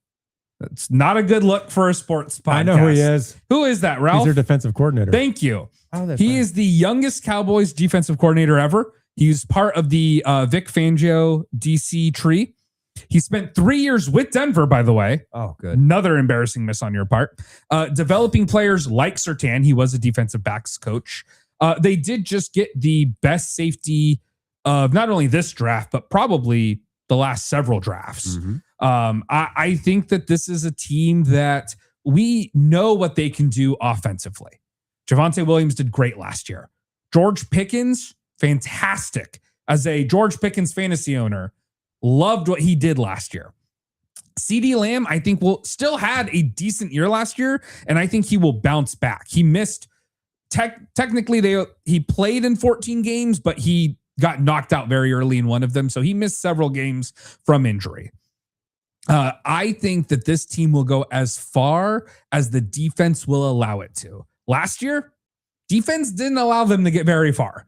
It was one of the worst defenses of all time. Yeah. This year, if Christian Parker can get this defense running with whatever he has been able to cobble together, build it around Caleb Downs, do whatever you need to do, but make this defense not the worst defense of all time.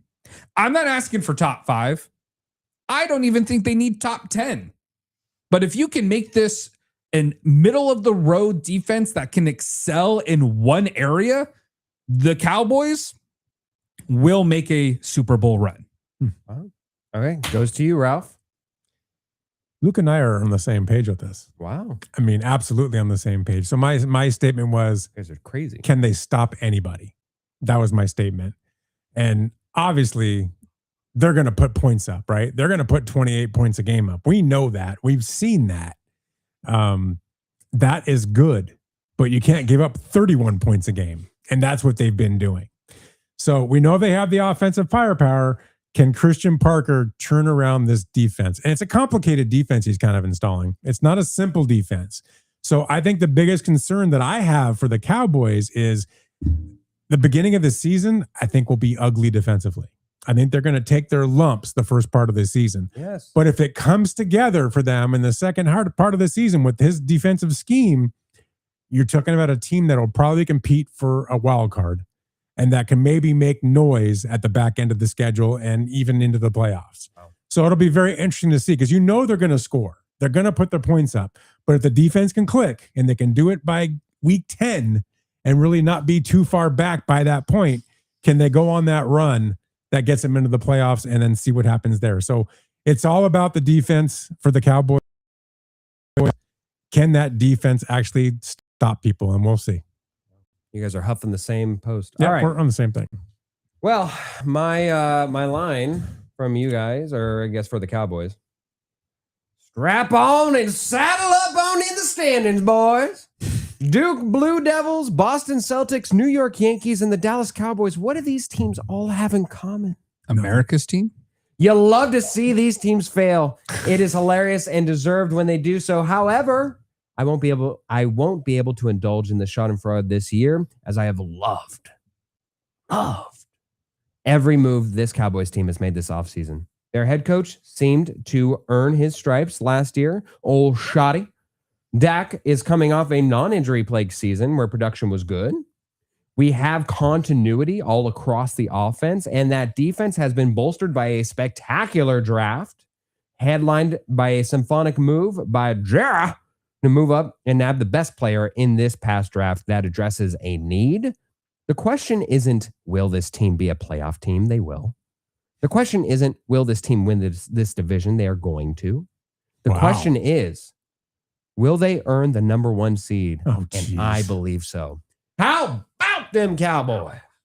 How about your drug habit? I cannot be higher on this Cowboys team. You're high, all right. Oh my goodness. I love this Cowboys team, and I hate that I love them, if that makes anybody feel an inkling better. No.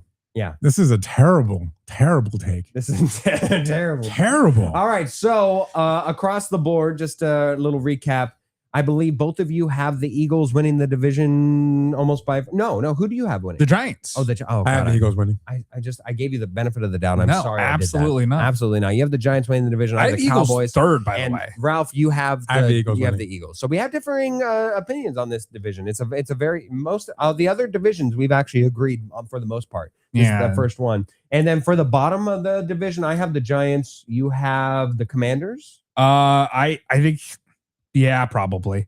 And then Ralph, you have The Giants. Yeah. So we're the same at least on that. Okay. So we there we go. 8x8 has concluded.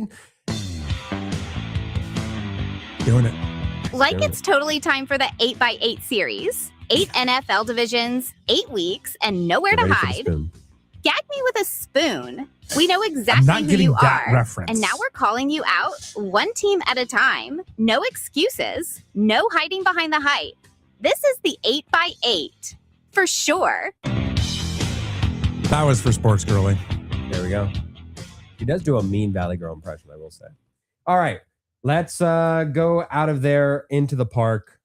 We do have some upcoming news here. First of all, Shohei to miss the All-Star game. Now, does this is he entirely missing or is it just pitching? Because I knew that. To be clear, Shohei Ohtani, the guy who ducked starting pitching against the Diamondbacks last night, He ducked it. and then they got blown out 8-2. Are we talking about that Ohtani? I just 9-3. want to clarify. 9-3. Get your numbers right.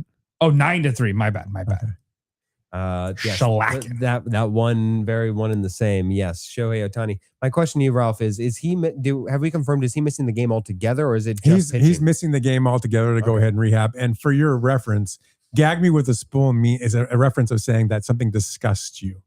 I think Like there your are, take on that last night. there are Disgusting. far Okay. better ways to phrase that than gag me with it. I think when you start saying gag me, you've already lost the plot. I was legitimately scared to Google it because I wasn't sure what was going to pop up. No, like something that's repulsive, nauseating, cheesy, disgusting. That's gagging with a spoon. That's what it means. Got it. I had to learn this language when I was a teenager. so. Sure, absolutely. But yeah, so back to Shohei. Thank God. So he's resting his bicep. Again, it's just a pitching thing, right? They put him on the sideline pitching wise. I think he actually hit yesterday. I think he lit a home run, didn't he? He hit one out first I at bat. believe so. Yeah, so it's not Before impacting getting his, annihilated. it's not impacting his bat at all. It's just impacting his throwing, and they're going to be cautious with him because they need his arm as we go to the playoffs. And I think you're going to see him take a little bit of a rest on the mound right now, which I think is very, very smart. So yeah, but the All-Star game does lose its greatest player of the game, which kind of sucks, but it's typical of All-Star games nowadays. We see people walk away from them. So it's kind of a shame, but yes, he is taking a break. I think Erod is still going to be in the All-Star game. Who cares? You said it's going to miss its greatest player. Oh, geez. Eduardo Rodriguez will still be in the All-Star game. Are there any Diamondbacks in the game? I didn't realize that. Eduardo They have Rodriguez. to have one, right? There's- Yeah, so. We have two, first of Oh, all. wow. Okay. So- Which Eduardo Rodriguez does bring me to our next topic for MLB: buyers and sellers. So Eduardo Rodriguez will be representing somebody else soon, I'm sure. But I do want to talk about as far as buyers and sellers for this upcoming trade deadline. Of course, we're probably one show away from finding out some news of who it will be. But as of now, I'm curious who you guys want to dub as sellers for this particular trade deadline. Because first of all, or even buyers, if you guys have a strong feeling, I think it's safe to say that the Royals, Angels, the Mets, which is crazy, the Giants, and the Rockies, I think that those are all going to be your sellers for sure. I think add the Padres. And you think add the Padres? I think they're going to be a seller. Okay. I think they have to be. Here's the question with both the Mets and the Padres. Can you? Like, well, not can you afford to be a seller? Can the buyers afford to buy from them? It's interesting. Who are you offloading? Like what contracts? Because Well- I agree, they need to get rid of some of these awful contracts, but who's going to take them? If I'm the Padres and I'm looking for, I want picks, I want youth, I want some young guys to come in. I got one key that I can get a lot from, and that's Mason Miller. Now, I know you just signed him to a contract, but he's probably the most attractive piece that you have right now. Well, the question that would you be, can turn into something. do they utilize him in kind of like a Mookie Betts deal, where the Mookie Betts deal centered around, of course, Mookie Betts, but also attached to Mookie Betts was the David Price contract. Yeah, I remember that. So one wonders whether or not, again, like you said, like they would. I don't think it's even a question right now. It's probably an open face secret, but they would love to get off the Manny Machado contract. Oh yeah, and Tatis. And Tatis, like, or so one or the other. I think probably. I think they want to keep Tatis. Yeah, Tatis they can keep because he's homegrown and whatever. Man, they but can he's still been have him. terrible. Oh, sure, but Nine not straight years. Nobody's been as bad as Manny. So the question becomes: could you package Miller and Machado to give to somebody? Maybe I don't even know, like the Phillies or something. Machado would be tough. Number one, he's the lowest average hitting third baseman in baseball right now. Yeah, 196. Yeah, you haven't seen that. He has stat the in a worst while. I batting had average. not seen that. No, you remember this? We had this. Oh, wait, was he here? He wasn't here for that discussion. No, he Manny wasn't. Machado came out and was one of the proponents for saying, "Gosh, I think baseball has an infiltration of numbers, and like numbers, just stats don't matter and all this stuff." Meanwhile, he's just absolutely cratering in all strats. Okay, but he's got 19 home runs, Big deal. He has a 197 batting 52 average. RBIs. That's great. I mean, to be fair, Schwarber was putting up this exact stat line 3 years ago, and people were I don't know if I'd say praising it, But that was also injury was somewhat interweaved with that. Yeah, wasn't he coming off of an that's injury? just who Kyle Schwarber's kind of always been. Whatever. He's also okay. His average now reflects his attitude and his whole about him. He's just awful. He's just awful. And it's funny. Like I always say this, what's his name? The King actually knows Manny Machado on the side and says he's the nicest guy in the world. I will say a lot of people have spoken up to his character off. As somebody who has talked with him, I was in college when he got traded, or not traded, but when he went to the Padres. I was in that locker room. You have his number? I don't have his number anymore. He was a fairly nice guy around the locker. I didn't talk to him a lot. I was a college student just covering for Cronkite, but he did seem to be very likable in the locker room. I would agree. And I think the King has said that as well and said he's like just a great guy. All that aside, when it comes to putting that uniform on, he's an absolute douchebag. And he's somebody that doesn't give the effort all the time and just has a really bad aura about him on the field. A lot of players don't like him. And he's just not good for your locker room. The Dodgers saw that when they got rid of him. They could have signed him to the big contract the Padres did, but they saw what a mistake that would have been. Let the Padres make the mistake. Good job, Padres. But yeah, I think the Padres would love to get rid of that contract. I don't think Mason Miller is enough to have somebody do that. I just don't. I think Mason Miller is somebody that's very attractive that teams would love to have. Oh, yeah. But they're not going to take on Manny Machado to do that. I don't see that happening. But, Luke, if you look at the American League, it's actually very fascinating because really, outside of the bottom two teams in the American League, which are the Royals and the Los Angeles Angels, who are 9 games back from the wild card, pretty much everybody else, I mean, from the Baltimore Orioles up, are only 3 games out of the last wild card spot. So it's going to make for a muddied field there. I mean, I know Ralph's going to love this. Even the Toronto Blue Jays are still in it, but they're not in the playoffs. They're just in the playoff hunt. Yeah. So I wonder if that clumping, if that lack of definition for who is definitely out of it versus who is still in contention and who could be a buyer versus a seller. Do you find any of those teams to where you feel clarity? Like, if I'm the Boston Red Sox or something, I know that I want to be a buyer here. I know that I want to be a seller here. Anybody in that kind of murky area? It's so weird. We saw this happen literally last year. Yeah. In the NL, it was jam packed up until the final few games where people were trying. The Diamondbacks were one of those teams trying to figure out, am I going to be a buyer or am I going to be a seller? They're in the exact same position this year. I think for a team like Boston or a team like Detroit, you're hot. Boston's 8-2 in their last 10. Detroit's 9-1 in their last 10. You are on fire. You feel like you're getting momentum going. You are more likely to be one of those teams that says, hey, let me push my chips in. I've got Roman Anthony. I've got I might possibly have half a year left of Skubal. Like, you have that opportunity to push the chips in the center and say, this is it for me. It's do or die. Let's see if I can do something here. I don't know if I would necessarily take that strategy. Interestingly enough, if I'm the Tigers, I see what I can get for Skubal. That's right. And I will make that be my determiner on whether or not I'm a buyer or a seller. If I think I can get really good value for Skubal, I'm the Red Sox. I think I just might possibly stay in pat. I'm not going to pretend like I'm a great knower of the roster of them, but I believe they've got a pretty good amount of like good young pieces right now. Roman Anthony's the one who pops into my head first and foremost, but I know I believe Abreu is on the team. And like I think that you can kind of these guys do the rest of the year. Let's see what they have with the full season, and then in the offseason I can start to make my moves. It's just so interesting with how clumped it is, and even the teams that are near to the bottom of the claim towards that wild card standing are still, just like you said, white hot. So it's kind of hard to just deflate your team entirely and say, hey, on the part of the Detroit Tigers, know that you guys have been 9-1 over your past 10, but we're blowing it up. I will be shocked if Skubal is not traded by August 3rd.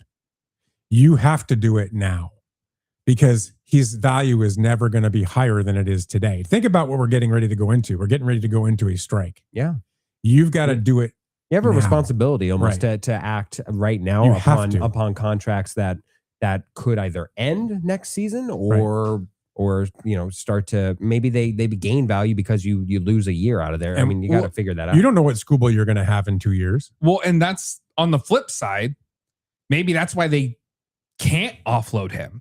Well, I think you do. I think they will. I think if you put him on the market right now, Dodgers, Phillies, Cubs, probably the Yankees right away are three teams that will go after him immediately. I'm sure teams will go after him. I'm not debating that. It's all about what can you give? Are you going to give enough? I think you can. Look what the Dodgers can do. Dodgers can give them a lot. Yes, they can. And they will. And the Dodgers are one of the teams who've shown that they might. But like if you're the Yankees or something. No, they can't. Do I want, as a team manager, general manager, do I want to give up a lot for a guy that I'm not going to see for another year? Yeah, no, that's a good point. I mean, a lot of teams I think would say no based on what you're saying. I look to the Dodgers, and not as a Dodger fan, but I look at them right now and go, there's so many arms that they don't even know where to put them anymore. You have a guy like Roboleski who is 10-2 right now this year, that he's not even one of your scheduled 5 starters. Yeah. That's a trade guy, right? You've got him and at least 3 or 4 other arms you can give. Plus, you've got a couple bats that you can give. You can give 4 or 5 players right now for Skubal, and it wouldn't even impact the Dodger organization. I think it's going to happen. I think by August 3rd, Skubal will be a Dodger. I'd be shocked if he's not. One other team that I want to kind of just point out and get your finger on the pulse here, Ralph, is the Pittsburgh Pirates. What do you do if you're this team? Because again, I know that we keep going back to it, but they're just absolutely average in every single way. 47-47, 24-24 at home, 23-23 away. And I believe for their they are also dead even 100 for in their entire organization's history of win losses. But take that aside, you look at a team like this, and this is a team that in theory should be better, should be winning now, and had moments and spurts of greatness here this season already. Where would you place them on the list of buyers and sellers? Because this land where they're in between something and nothing is just untenable. I don't think they'll do anything. I just don't. The owner is, so he's not going to put money into the team at this point. That's not what he does. If I was him, I would be concerned about Skeens because I think his arm's about to go. I hate to say that, but I think that's starting to show the signs of that. And I would try to move him. Now, I think if he moved him, he would have a revolt in that city is what's going to prevent him from. I think the people would go crazy if they moved him because he is their premier guy. But I think it'd be a smart move on his part because get what you can get for him now, get some youth in, and let someone else take the chance on what his arms going through right now. I do wonder. I know this is awful radio. But but can you trade during the lockout? I would imagine no. I don't think you can. No. Okay, I was just curious. But yeah, no, that's an interesting one. And it's also interesting. The Colorado Rockies have have one of MLB's most explosive offenses, but yet and still they just have no pitching. Just no way. I'm not even joking. Like, I know that we've made jokes about the Colorado Rockies and how irrelevant they are, specifically to Luke Wright, but they do have a great offense this season and just have no pitching to match it. Just so you know, trades are not allowed during an MLB lockout. During the lockout, MLB implements a transaction freeze, which prohibits any trades, signings to the 40-man roster. So they do have 463 runs, which is a lot upper echelon of the league, but it's a skewed number. They play in Colorado. Well, yeah. I mean, you can bunt a home run in Colorado. I've seen pop-up home runs in Colorado. So no, I agree with what you're saying, but when you're playing 81 games, basically where there's no air, it makes it hard to really put any validity on that number. It's not a real number. They're not good in any way, shape, or form. Fair enough. And as we close the show here, we do talk about a young man who got paid, and we look at the Cardinals sign JJ Wetherholt to an 8-year, $112.5 million extension. Woo! Must be nice. But of course, that is the Cardinal way. Sign him young, sign him with promise, and sign him for a long time. What about Brissett, man? When are we going to sign him? Anyway. Goes to show you, nobody cares about that. No one cares. All right. That's a great show. That's a lot of stuff. And we didn't even get to, I think we could have gone even longer. We could have gone longer, but we just wanted to be merciful. Yes. So, hey, thanks for giving us part of your weekend. Unlike Thanks Shohei. for joining us. Unlike Shohei. We will be back again, same time, same channel next week. Come back and join us. Enjoy the rest of your weekend. Interact with me, Ralph. Yes. Have a good sports week. There's some good stuff going on. Enjoy the World Cup. Go Holland. Go Norway. Row. Let's win. Row. Row. Row. Row. Row. It's the Weekend Warriors.